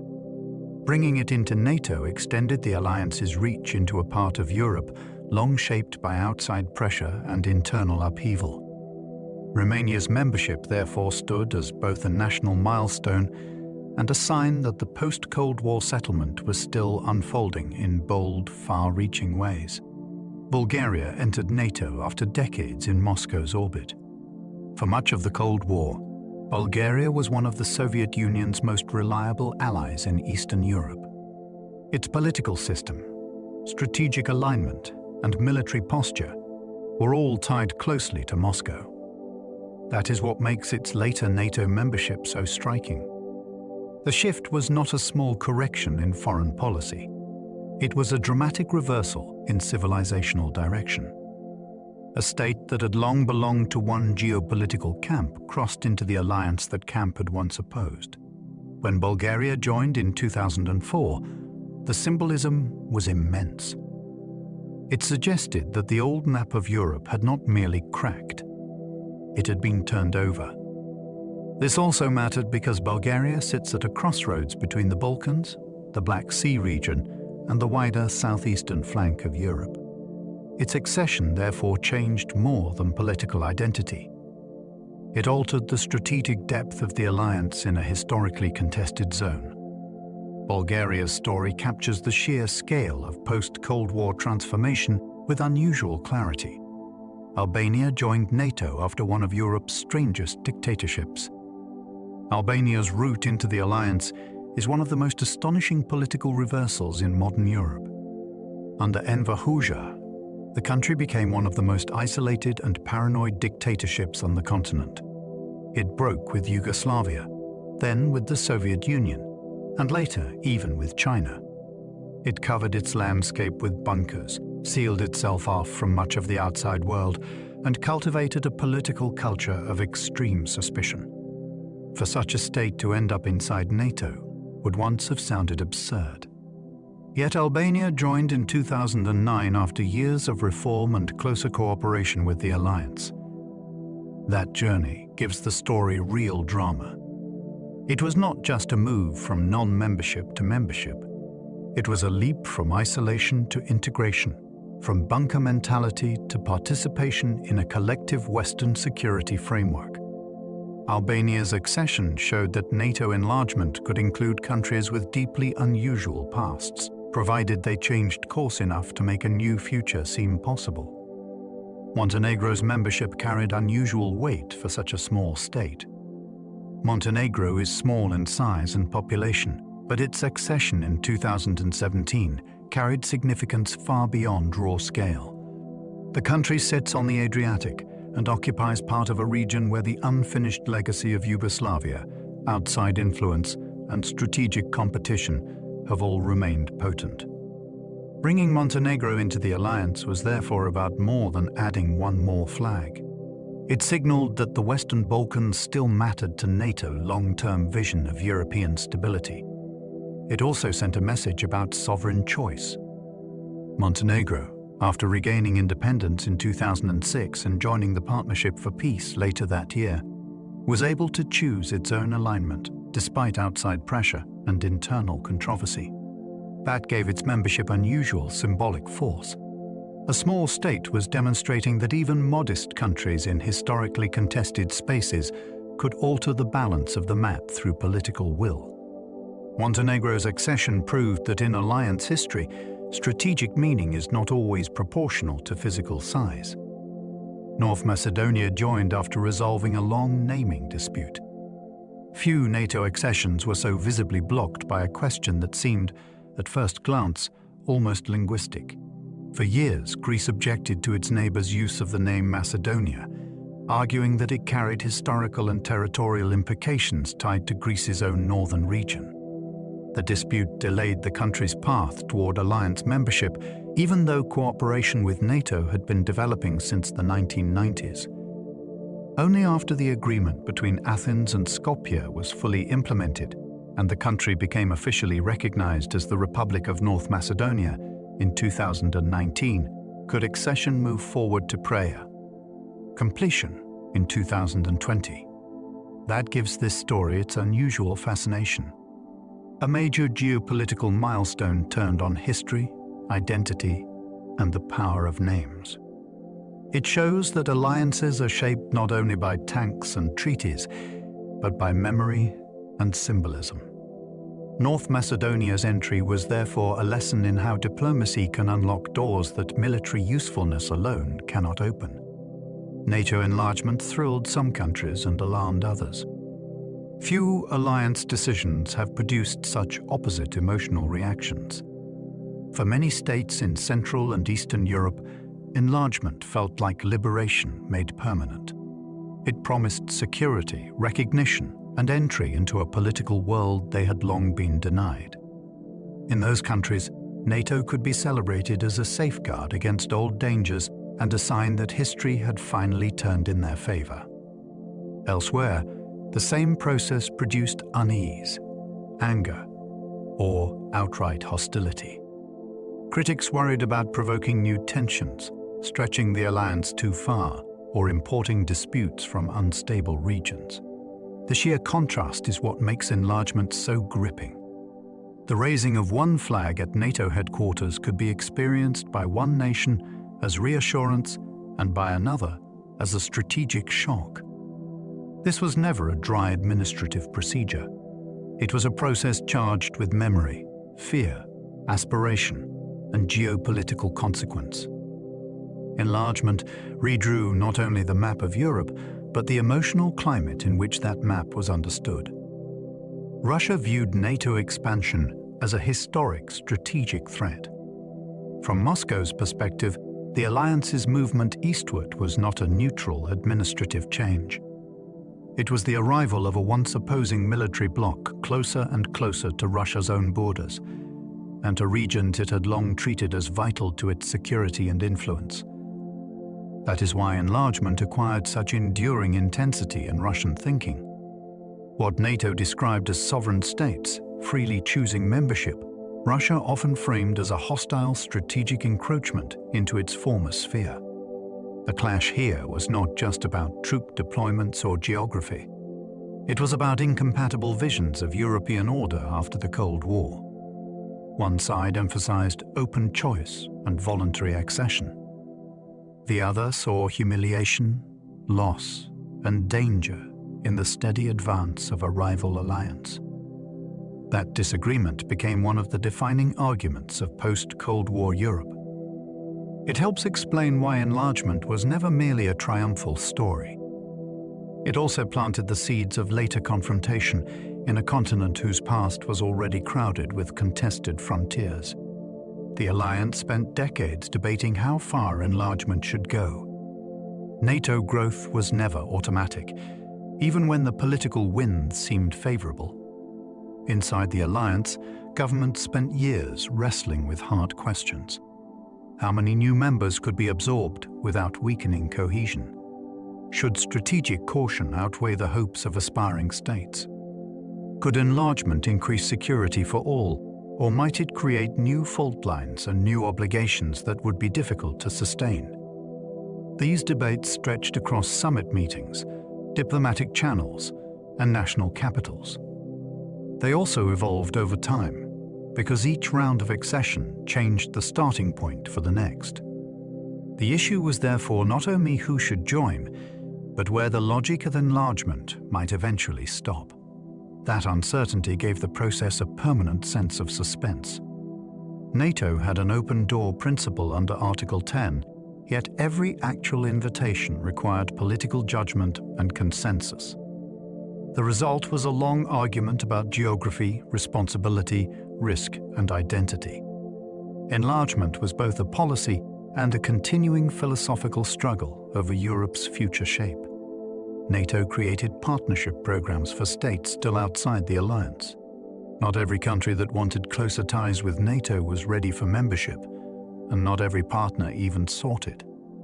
The alliance responded by building a web of partnership programs that allowed cooperation without immediate accession. These frameworks offered practical training, political dialogue, defense reform support, and a path toward greater interoperability with NATO forces. The most famous of them, Partnership for Peace, began in the 1990s and allowed countries across the Euro-Atlantic area to shape individual relationships with the alliance according to their own priorities. That flexibility mattered because it gave NATO influence beyond its formal borders without forcing a simple yes or no choice on membership. It also created a waiting room of sorts, though never a guaranteed doorway. Some partners later became members, while others used the framework for cooperation alone. This made partnerships one of NATO's most adaptable tools. The alliance could extend stability, habits of cooperation, and strategic conversation, even where enlargement itself remained uncertain or politically contested. Partnership for Peace offered cooperation without immediate membership. After the Cold War, NATO faced a delicate problem. Many countries wanted closer ties, yet full enlargement could not happen all at once, and in some cases might never happen. Partnership for Peace became the alliance's answer. Launched in the 1990s, it offered a way for states to train with NATO, reform defense institutions, and build habits of military cooperation without crossing straight into membership. That made it surprisingly powerful. It was not merely a waiting room. It was a flexible bridge between worlds. Former communist states, neutral countries, and others could work with the alliance on their own terms while testing how far the relationship might go. For some, it became a first step toward joining. For others, it remained a stable form of partnership without accession. What makes it fascinating is how subtle it was. NATO found a way to expand influence, reduce uncertainty, and reshape Europe's security culture without always adding new members. Diplomacy created a middle ground between distance and commitment. NATO also built ties with countries far beyond Europe. Although the alliance was born in the North Atlantic world, its network of relationships gradually stretched much farther. Over time, NATO developed partnerships with countries in the Mediterranean, the Gulf, and parts of Asia that had no prospect of becoming members, yet still mattered to wider security questions. This reflected a major shift in thinking. Threats no longer seemed confined neatly to the old map of Europe. Terrorism, regional instability, piracy, cyber risks, and the disruption of trade routes could all spill across borders and affect Allied interests. NATO responded by building dialogues, training programs, and practical cooperation with states outside its traditional area. That widened the alliance's diplomatic horizon in a striking way. An organization once created to defend Western Europe against Soviet attack was now talking with countries far from the Cold War frontier. The story shows how adaptable NATO became. It was no longer only guarding a fixed geographic line. It was learning to operate in a world where security connections reached across continents. The alliance worked with former enemies after the Cold War. One of the strangest turns in NATO history is that countries once positioned against it later began cooperating with it. This was not only about former Warsaw Pact members seeking entry. It was also about a broader post-Cold War movement in which old adversaries explored joint exercises, political dialogue, and new security arrangements that would have seemed unthinkable a decade earlier. The atmosphere was not pure trust, and tensions never vanished. But the change was still remarkable. Armies that had once planned for war against one another were now sitting in the same rooms discussing interoperability and crisis management. That reversal reveals how fluid international politics can become when a whole strategic order collapses. NATO was not simply preserving the past. It was experimenting with a future in which old lines might soften or even disappear. For a time at least, the alliance seemed capable of transforming enmity into limited cooperation. That possibility gave the early post-Cold War years an almost unreal sense of historical opening. Even neutral countries sometimes trained closely with NATO. Neutrality did not always mean distance. During and after the Cold War, several countries that chose not to join the alliance still found reasons to work with it closely. They joined exercises, improved interoperability, shared expertise, and built practical ties that allowed cooperation in crisis without formal membership. This created one of the more interesting gray zones in European security. A country could remain outside the treaty while still becoming highly familiar with NATO standards, planning habits, and operational culture. That arrangement suited governments that wanted room for political independence, yet also recognized the value of working with the alliance in an unpredictable world. It showed that NATO influence did not stop neatly at the membership line. The alliance shaped military culture beyond its formal borders through training, habits, and repeated contact. That makes neutrality in modern Europe more complex than it first appears. Some neutral states were not standing apart in splendid isolation. They were standing nearby, learning the language and rhythm of cooperation. NATO aircraft patrolled the skies of members without air forces. Some NATO countries do not maintain fast jet air forces of their own, yet their airspace still forms part of the alliance's collective responsibility. To solve that problem, Allied aircraft rotate through missions that patrol and protect the skies of those members. It is a striking example of how collective defense works in practice. A country can possess sovereignty over its airspace without needing to shoulder every costly military capability alone. Pilots from other allied nations take turns standing alert, ready to identify or intercept suspicious aircraft if needed. This arrangement is especially vivid in the Baltic region, where Allied jets have long helped protect states with limited air power. What makes the mission so fascinating is its quiet normality. It is not a famous war or a dramatic summit. It is the steady, everyday expression of alliance solidarity, visible in runways, radar screens, and aircraft scrambling into cold skies. NATO promise becomes real not only in crisis, but in routine protective presence. Air policing became one of NATO quiet everyday missions. Not all alliance activity takes place in moments of spectacular danger. Some of the most revealing work happens in ordinary time, through repeated missions that rarely dominate headlines. Air policing is one of the best examples. Allied aircraft monitor airspace, respond to unidentified or unresponsive planes, and help ensure that member states retain control over their own skies. The mission may sound administrative, yet it carries deep strategic meaning.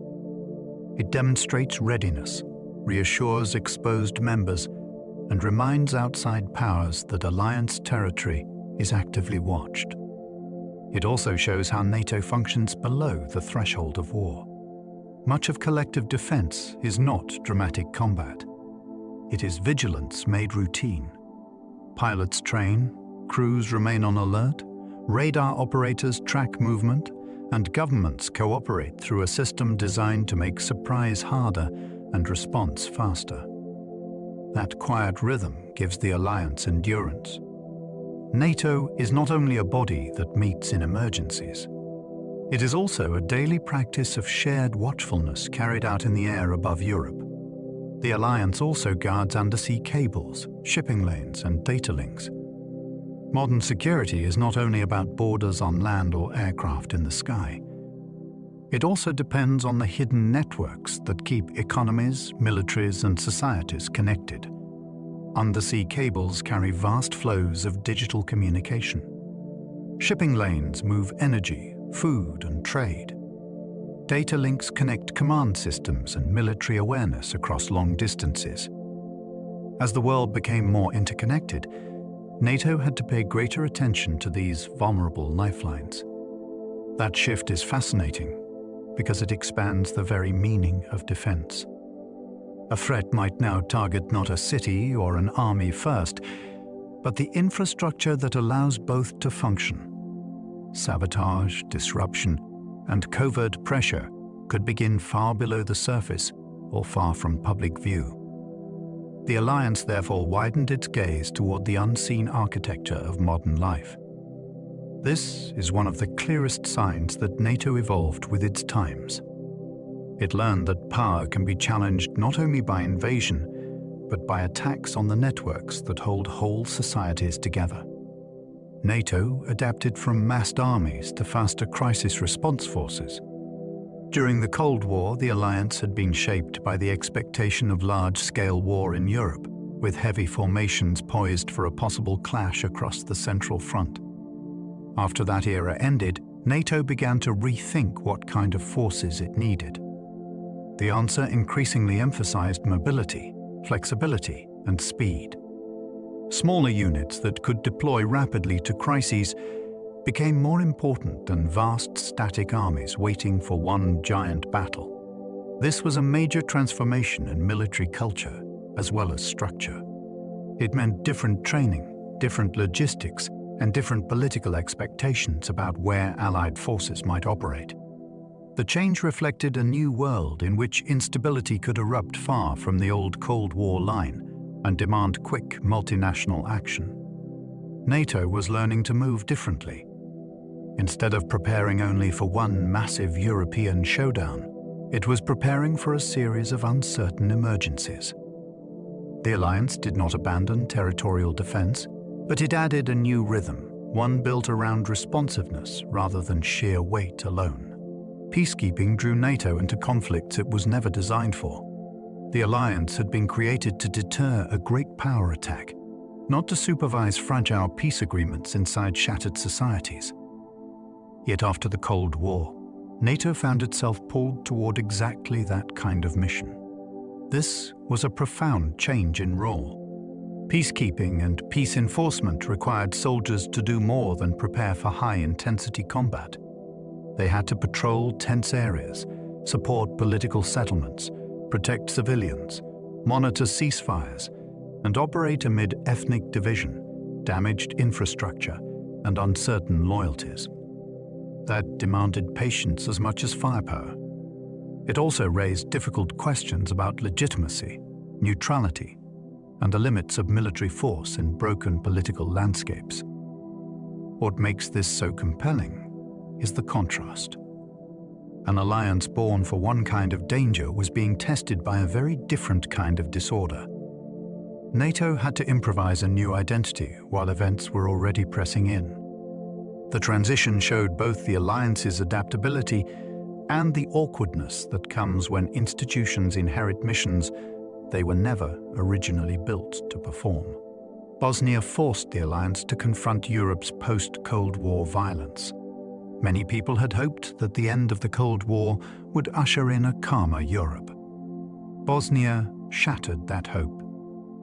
The war brought siege, massacre, ethnic cleansing, and the collapse of assumptions that large-scale brutality had become a thing of the continent's past. For NATO, Bosnia became a harsh test of whether the alliance could respond to violence that was not a classic invasion by a rival superpower, yet still threatened European stability and moral credibility. At first, the response was hesitant, constrained, and politically fraught. That made the story even more gripping. NATO was not acting from old certainty. It was struggling to define its role in a new and horrifying situation. Over time, Bosnia pushed the alliance toward military action, enforcement, and a much more active presence in conflict management. The war, therefore, became a turning point. It forced NATO to face a different post-Cold War reality, one in which Europe's dangers had not vanished at all. They had merely changed shape. NATO eventually launched airstrikes during the Bosnian War. For a long time, the alliance hesitated. Bosnia exposed atrocity after atrocity, yet turning NATO from an organization of deterrence into one willing to use force inside a messy post-Cold War conflict was politically difficult. That is what makes the eventual airstrikes so significant. They marked a moment when the alliance stopped being only a watcher of European violence and became an active military actor within it. The decision did not emerge from confidence alone. It came after mounting frustration, repeated failures of diplomacy, and the shocking visibility of suffering on the ground. When NATO aircraft finally struck Bosnian Serb targets, the alliance crossed an important threshold in its own history. It was now using force not to repel a classic invasion of a member state, but to shape events in a brutal regional war. That shift changed how NATO was perceived by the world and by itself. The alliance was discovering that post-Cold War Europe could still demand hard power. The Dayton era gave NATO a new role in peace enforcement. The Dayton Agreement did not simply end a war. It handed NATO a very different kind of mission from the one it had originally been built to perform. After years of destruction in Bosnia, the alliance was now tasked with helping enforce a fragile peace on the ground through the implementation force, later followed by the stabilization force. This was not the old logic of waiting behind defensive lines for a Soviet attack. NATO troops know how to separate former enemies, monitor compliance, support a tense settlement, and create enough security for political life to begin again. That role was both practical and symbolic. It showed that the alliance had become an instrument for shaping peace after violence, not only deterring violence before it began. Yet it also placed NATO in a world of ambiguity, where success depended on patience, discipline, and restraint as much as force. The Dayton era pushed the alliance into an unfamiliar but defining post-Cold War identity. Kosovo pushed the alliance into another deeply contested intervention. The Kosovo crisis forced NATO into one of the most divisive decisions in its history. Violence, repression, and the growing displacement of civilians created intense pressure for action, yet the legal, political, and strategic arguments surrounding intervention were fiercely disputed from the start. This is what gives the episode its lasting charge. The alliance was no longer facing a familiar Cold War framework or even repeating Bosnia exactly. It was confronting the question of whether military force should be used to halt a humanitarian disaster in a sovereign state without the clean simplicity of universal agreement. That made every step controversial. Supporters saw intervention as a moral necessity in the face of escalating abuse. Critics saw dangerous precedent, shaky legality, and the risk of widening conflict. NATO moved anyway, and in doing so revealed how far it had traveled from its original purpose. Kosovo became a test not only of military capacity, but of what the alliance believed it existed to defend in Europe. The Kosovo campaign was fought largely from the air. Unlike many earlier wars that turned on sweeping land battles, the Kosovo campaign was shaped above all by aircraft, precision strikes, surveillance, and the attempt to coerce political change from the sky. NATO did not begin the campaign with a ground invasion. Instead, it relied on air power to pressure Slobodan Milosevic's government and degrade military capabilities while seeking to limit Allied casualties. That made the operation feel modern, remote, and controversial all at once. Pilots, planners, and intelligence systems carried enormous strategic weight because the campaign depended on whether bombing alone could achieve political aims. This created a strange form of war. The alliance was exerting force at high altitude while trying to influence events on the ground in villages, roads, and cities it did not directly occupy. The air campaign revealed both the reach and the limitations of late 20th century military technology. NATO could strike with sophistication, but it still faced the old question of whether force from afar could control what human beings did below. NATO bombing of Serbia remains one of its fiercest controversies. Some NATO actions became accepted parts of alliance history. This one never fully settled into comfort. The bombing campaign against Serbia in 1999 remains fiercely debated because it sits at the intersection of humanitarian claims, legal argument, civilian suffering, and geopolitical power. Consequence: supporters believed force was necessary to stop repression and mass displacement in Kosovo. Opponents argued that the operation bypassed clear international authorization, worsened some immediate suffering, and set troubling precedents for future interventions. That clash of interpretations has never disappeared. It gives the episode a rawness that still lingers long after the aircraft returned home. The controversy also mattered because it shaped how Russia, Serbia, and many others understood NATO post-Cold War role. The alliance was no longer seen only as defensive by all observers. For some, it had become something more assertive and more dangerous.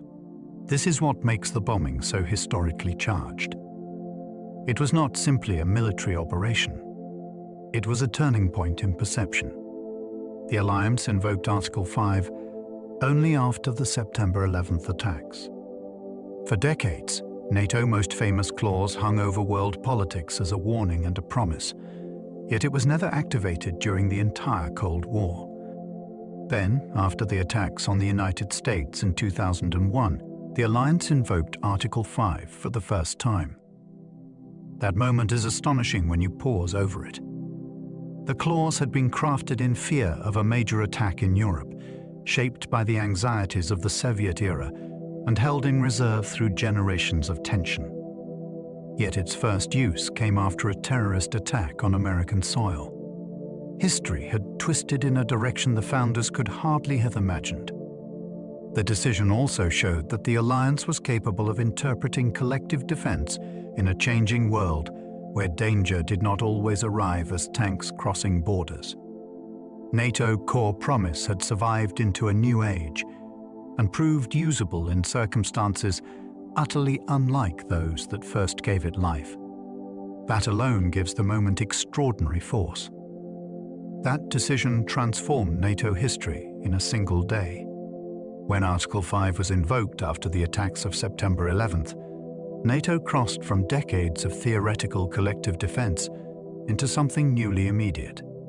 In one day, the alliance's defining promise shifted from a long-standing deterrent concept into a real operational commitment with global consequences. The transformation was profound because it altered both meaning and direction. NATO had spent much of its existence preparing for a large state-based threat in Europe. Now, its central clause had been activated by transnational terrorism striking the United States. The alliance's future suddenly opened onto a different landscape of war, one involving insurgency, intelligence, expeditionary operations, and fragile states far beyond the traditional North Atlantic. Theater. That is why the moment feels so dramatic. It was not only a gesture of solidarity, it was a hinge in institutional history. The alliance did not become something entirely new in that instant, but its trajectory changed sharply. A clause written in the early Cold War had just propelled NATO into the 21st century. Afghanistan became NATO's longest and most demanding war. Nothing in the alliance's early history quite prepared it for what Afghanistan would become. This was not a short, punitive campaign or a narrow demonstration of solidarity. It grew into NATO's longest war and one of its most exhausting undertakings, stretching across years of combat, rebuilding efforts, political frustration, and changing strategic aims. The distance alone was striking. An alliance created to defend the North Atlantic world was now deeply engaged in a landlocked country in Central and South Asia. Yet the deeper challenge lay in the kind of war it became. Afghanistan demanded persistence in a conflict with no clean front line, no simple political end state, and no quick route to success. Different allies experienced the war in different ways, but all faced its burdens in some form. The campaign tested patience, cohesion, and belief in the alliance's wider purpose. Afghanistan was not only long, it was the kind of war that slowly revealed how difficult modern intervention could become. NATO troops served in provinces far from the North Atlantic. That fact captures just how far the alliance had traveled from its origins. Provinces in Afghanistan such as Helmand, Kandahar, Kunduz, and Herat were worlds away from the landscapes that had once defined NATO's strategy. Yet Allied soldiers served there, patrolled there, fought there, and tried to help stabilize places most citizens in member states could scarcely have found on a map before the war. The sheer geographic leap is part of what makes this so remarkable. The alliance had been born to defend an Atlantic community from European catastrophe.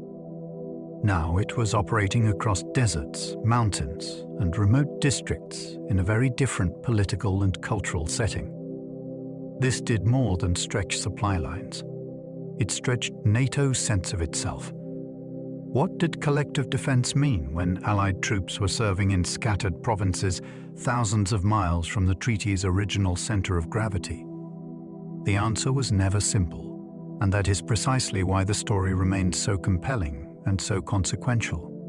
The alliance had to learn counterinsurgency, reconstruction, and state building. Afghanistan forced NATO into a harsh education. Traditional alliance planning had focused on deterrence, defense, and large-scale military coordination. In Afghanistan, those habits were not enough. Allied forces had to grapple with insurgent networks, local politics, governance failures, development projects, police training, and the attempt to support an entire state that was fragile in structure, uneven in authority. This made the mission vastly more complicated than ordinary combat. Soldiers were expected to fight, but also to protect communities, support reconstruction, and create conditions in which political order might slowly take root. That is an extraordinary burden for a military alliance. It required new doctrines, new partnerships, and new ways of thinking about success itself. Victory could not be measured only in territory taken or enemy units destroyed. NATO was trying to influence the long-term shape of a society under stress. Afghanistan therefore became a classroom of frustration, adaptation, and ambition that reached far beyond the alliance's original design. Afghanistan exposed how difficult alliance warfare had become. Afghanistan revealed that modern alliance warfare could be far harder than combining impressive armies and advanced equipment. NATO had aircraft, special forces, intelligence systems, and immense collective experience, yet success still proved elusive. The problem was not simple weakness, it was complexity. The alliance was fighting in difficult terrain, across long supply lines, among local power struggles, shifting loyalties, and an enemy that could disappear into villages, mountains, and borders. Every tactical gain seemed to raise a larger political question. What counted as success? Who would govern after a district was cleared? How long could foreign forces sustain public support at home? That is what made the war so revealing. It showed that even powerful coalitions can struggle when military action collides with fractured societies and uncertain goals. Afghanistan became a lesson in the limits of strength. NATO could coordinate enormous resources, but turning battlefield effort into lasting political order proved vastly more difficult than many had first imagined. Different members often brought different rules into the same war. One of the strangest features of NATO war in Afghanistan was that Allied troops were not always fighting under exactly the same terms. Different governments imposed different national restrictions on what their forces could do, where they could deploy, and how much risk they could accept. These were often called caveats, and they made coalition warfare more complicated than maps or troop numbers might suggest. A commander could look at Allied forces on paper and still find that some units were limited in practice by political instructions from home. That created frustration, imbalance, and difficult questions about fairness. Some members took on dangerous combat missions. Others emphasized reconstruction, training, or less volatile areas. None of this made the alliance meaningless, but it made it more human and more politically tangled. NATO was not a single state with one chain of command and one public mood. It was a coalition of democracies, each carrying its own fears, pressures, and limits into the same war. NATO's greatest strength can also be its greatest frustration. The alliance draws immense power from the fact that it is made of many sovereign states standing together. That breadth gives NATO legitimacy, military depth, and political weight that few countries could generate alone. Yet the same diversity that makes it formidable can also make it maddening. Different histories, threat perceptions, domestic pressures, and strategic cultures do not disappear just because governments sit at the same table. They arrive at the table with them. This creates one of the most fascinating tensions in NATO history. Unity gives the alliance credibility, but unity is never automatic. It must be built, argued over, and protected. What looks from the outside like a single block is, on the inside, a constant process of persuasion and compromise. That can slow action and produce friction, yet it is also part of what gives NATO endurance. The alliance is powerful not because disagreement is absent, but because it has found ways to survive disagreement without coming apart. Consensus means every member state gets a voice. Unlike some institutions that decide by simple voting, NATO works by consensus. That means major decisions require collective agreement rather than the formal victory of some members over others. This gives even smaller states real influence inside the alliance. A country with limited military weight can still shape outcomes because its voice cannot simply be brushed aside by arithmetic. There is something remarkable in that arrangement. Great powers and small states enter the same room, and in principle, each must be heard if the alliance is to move together. This helps explain why NATO often feels more political than outsiders expect. Military strength matters, but so does patient diplomacy among unequal partners. Consensus turns consultation into part of the alliance's operating system. It forces members to seek common ground rather than merely count heads. That can be frustrating, but it also creates a deeper kind of commitment. When NATO acts, it tries to do so as a body that has persuaded itself, not merely outvoted its own minorities. That same consensus can slow decisions in dangerous moments. The very process that protects unity can also become a source of delay when events are moving fast. If all members must agree, then differences in urgency, threat perception, or political appetite can become painfully important. One capital may feel that a crisis demands immediate firmness. Another may want more information, more legal clarity, or more time to manage opinion at home. In a calm setting, that caution may seem sensible. In a dangerous one, it can feel exasperating. This tension has followed NATO throughout its history. The alliance gains legitimacy from collective agreement, yet collective agreement takes work, and time is not always generous in international politics. That is what makes NATO decision-making so dramatic beneath the formal language. Behind every common statement may lie intense argument about risk, timing, and responsibility. Consensus is therefore both shield and brake. It helps keep the alliance together, but it can also make swift action harder at the very moments when speed seems most necessary. NATO is a military alliance, but also a political one. It is easy to picture NATO as tanks, aircraft, headquarters, and commands. Those things matter, but they are only part of the story.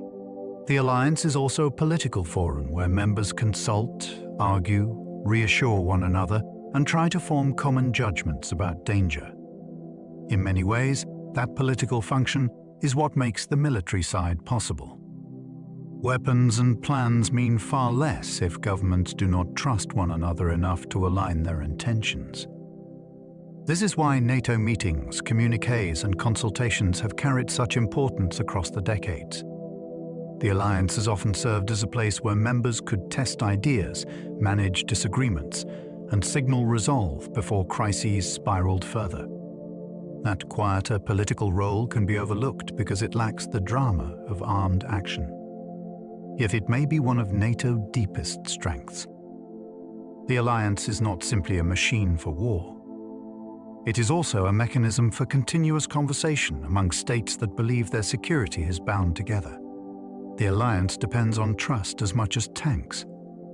Military hardware can deter only up to a point. For NATO to function, members must believe that promises will hold under pressure, that intelligence will be shared honestly, and that allies will not vanish when danger becomes real. That is where trust enters the story. It is one of the least visible but most essential elements of the entire alliance. Trust cannot be manufactured in a single speech or summit. It is built slowly through consultation, joint planning, exercises, deployments, and the repeated experience of showing up. This makes NATO more than a pile of capabilities. It makes it a long relationship. The fascinating part is that trust is both emotional and strategic at once. It involves reassurance, but it also affects hard calculations about risk and response. If trust weakens, even strong armies can look less convincing. If trust holds, the alliance gains a force multiplier no weapon system can fully replace. NATO history is therefore partly a history of credibility made human. Burden-sharing arguments have haunted NATO for decades. Almost from the beginning, members have argued over who contributes enough and who benefits too comfortably from the efforts of others. These disputes became known as burden-sharing debates, and they never really disappeared. The issue is easy to understand and hard to solve. Some allies spend more, deploy more, and provide more high-end capabilities.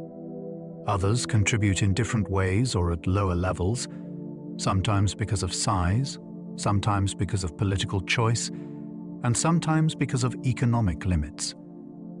This creates a persistent tension at the heart of collective defense. An alliance promises shared security, but what counts as a fair share is endlessly contested. That is why the argument has such staying power. It touches money, prestige, domestic politics, and the meaning of solidarity itself. Burden sharing is not a side issue in NATO history. It is one of the recurring themes that reveals how difficult it is to turn a community of unequal states into a partnership that all regard as balanced. Defense spending became one of NATO's most persistent internal disputes. Money has a way of turning strategic principle into political friction. Inside NATO, defense spending became one of the most durable arguments because it forces governments to convert abstract commitment into budgets, trade-offs, and public priorities. It is one thing to endorse collective defense in a speech. It is another to fund aircraft, ships, training, readiness, and infrastructure year after year. That gap between rhetoric and expenditure has produced repeated tension across the alliance. Some members have pressed others to spend more, warning that underinvestment weakens deterrence and unfairly shifts burdens. Others have resisted, pointing to domestic needs, different security cultures, or the belief that contribution cannot be measured by spending alone. The persistence of the dispute is what makes it so revealing.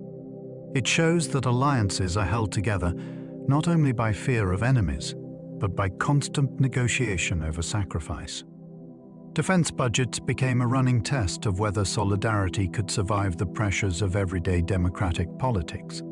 Intelligence sharing is one of NATO's least visible powers.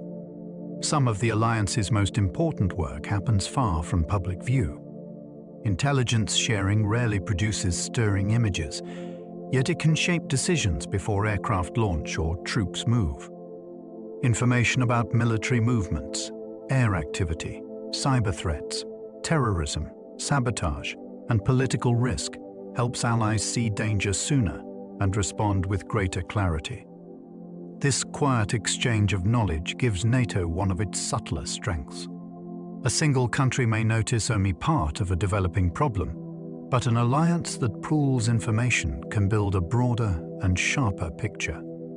That shared awareness matters enormously in a world where warning time may be short and ambiguity can be exploited by hostile actors.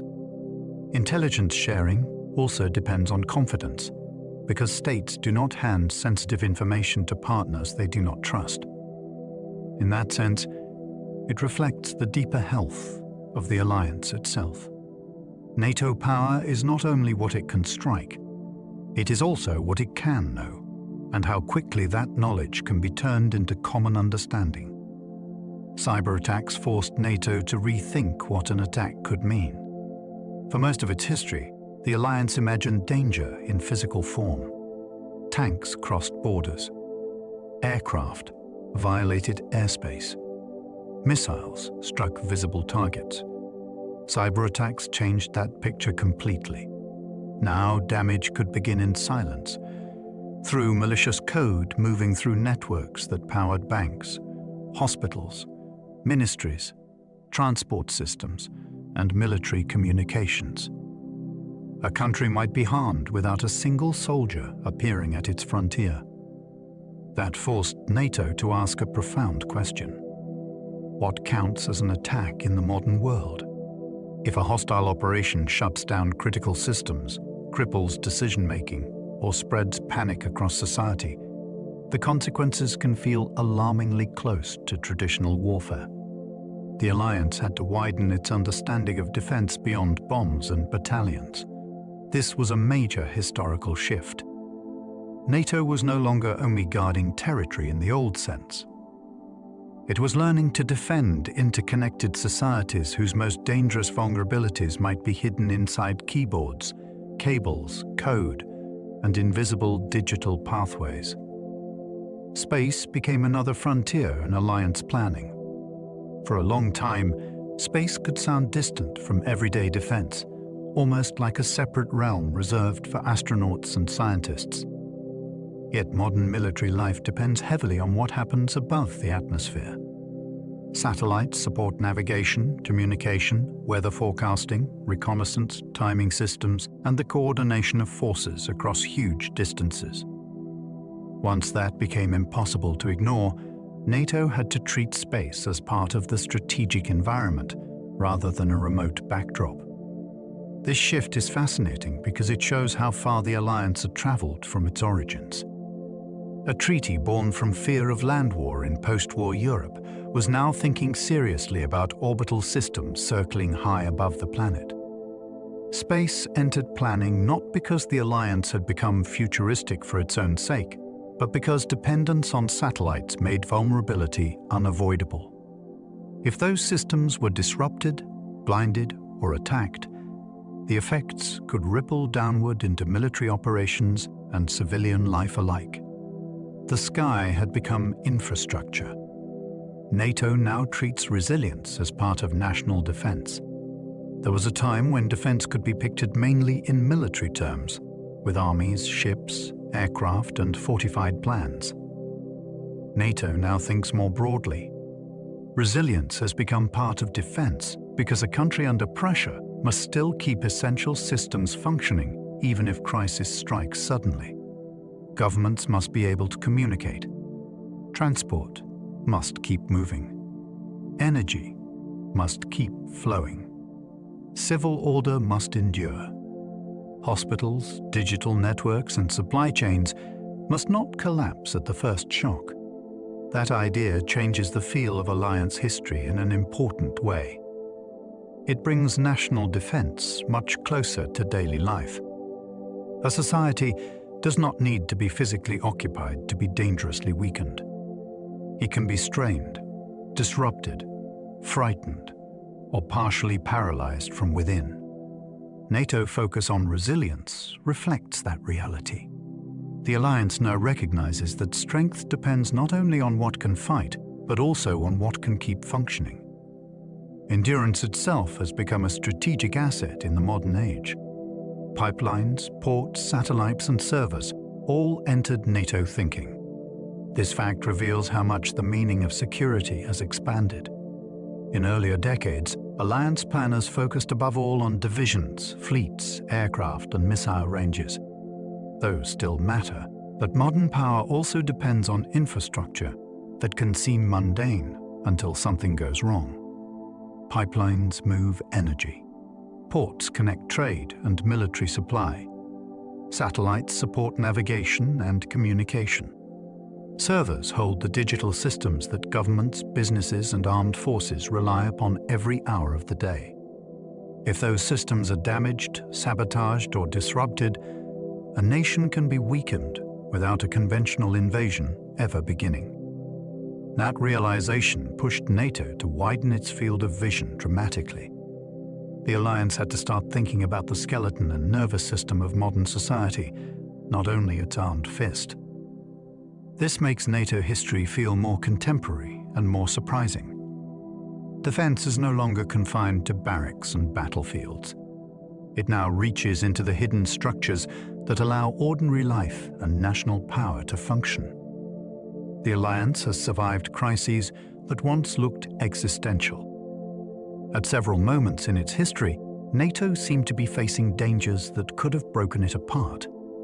Founding disagreements, nuclear disputes, French defiance, arguments over burden sharing, post-Cold War uncertainty, Balkan intervention, divisions over Iraq, Afghanistan fatigue, and recurring fears about political will have all made the alliance look fragile at different times.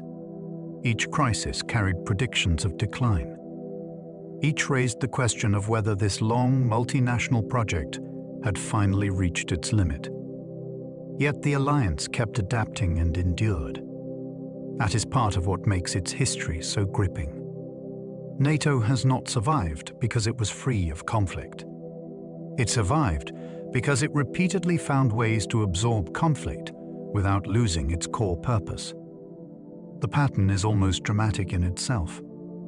Again and again, commentators saw a breaking point. Again and again, the alliance bent, argued, reformed, and carried on. Its endurance became one of its most important historical facts, and perhaps one of its most underestimated strengths. Charles de Gaulle challenged NATO without destroying it. Charles de Gaulle remains one of the most formidable personalities in NATO history because he pushed hard against alliance arrangements without bringing the whole structure down. He distrusted excessive dependence on the United States, valued French sovereignty intensely, and wanted France to act with greater strategic independence. That led him to pull France out of NATO Integrated Military Command in the 1960s, a decision that forced major adjustments and relocation within the alliance. It was a dramatic challenge from one of the founding powers, and it could have become far more destructive than it did. Instead, NATO absorbed the blow. France remained politically tied to the alliance even while insisting on greater autonomy. This episode is fascinating because it shows how much tension the alliance could contain. A strong-willed national leader rebelled against parts of the system, yet the wider framework survived. NATO proved durable enough to withstand not only external pressure, but also internal acts of defiance from major members. The fall of the Berlin Wall did not end NATO. When the Berlin Wall came down in 1989, it seemed to many people that the world which had created NATO was disappearing before their eyes. The Cold War divide was cracking. Communist regimes were collapsing. The great symbolic barrier in Europe was being breached by ordinary people with hammers and hope. In that atmosphere, it was reasonable to wonder whether the alliance had reached the end of its historical mission. Yet the opposite happened.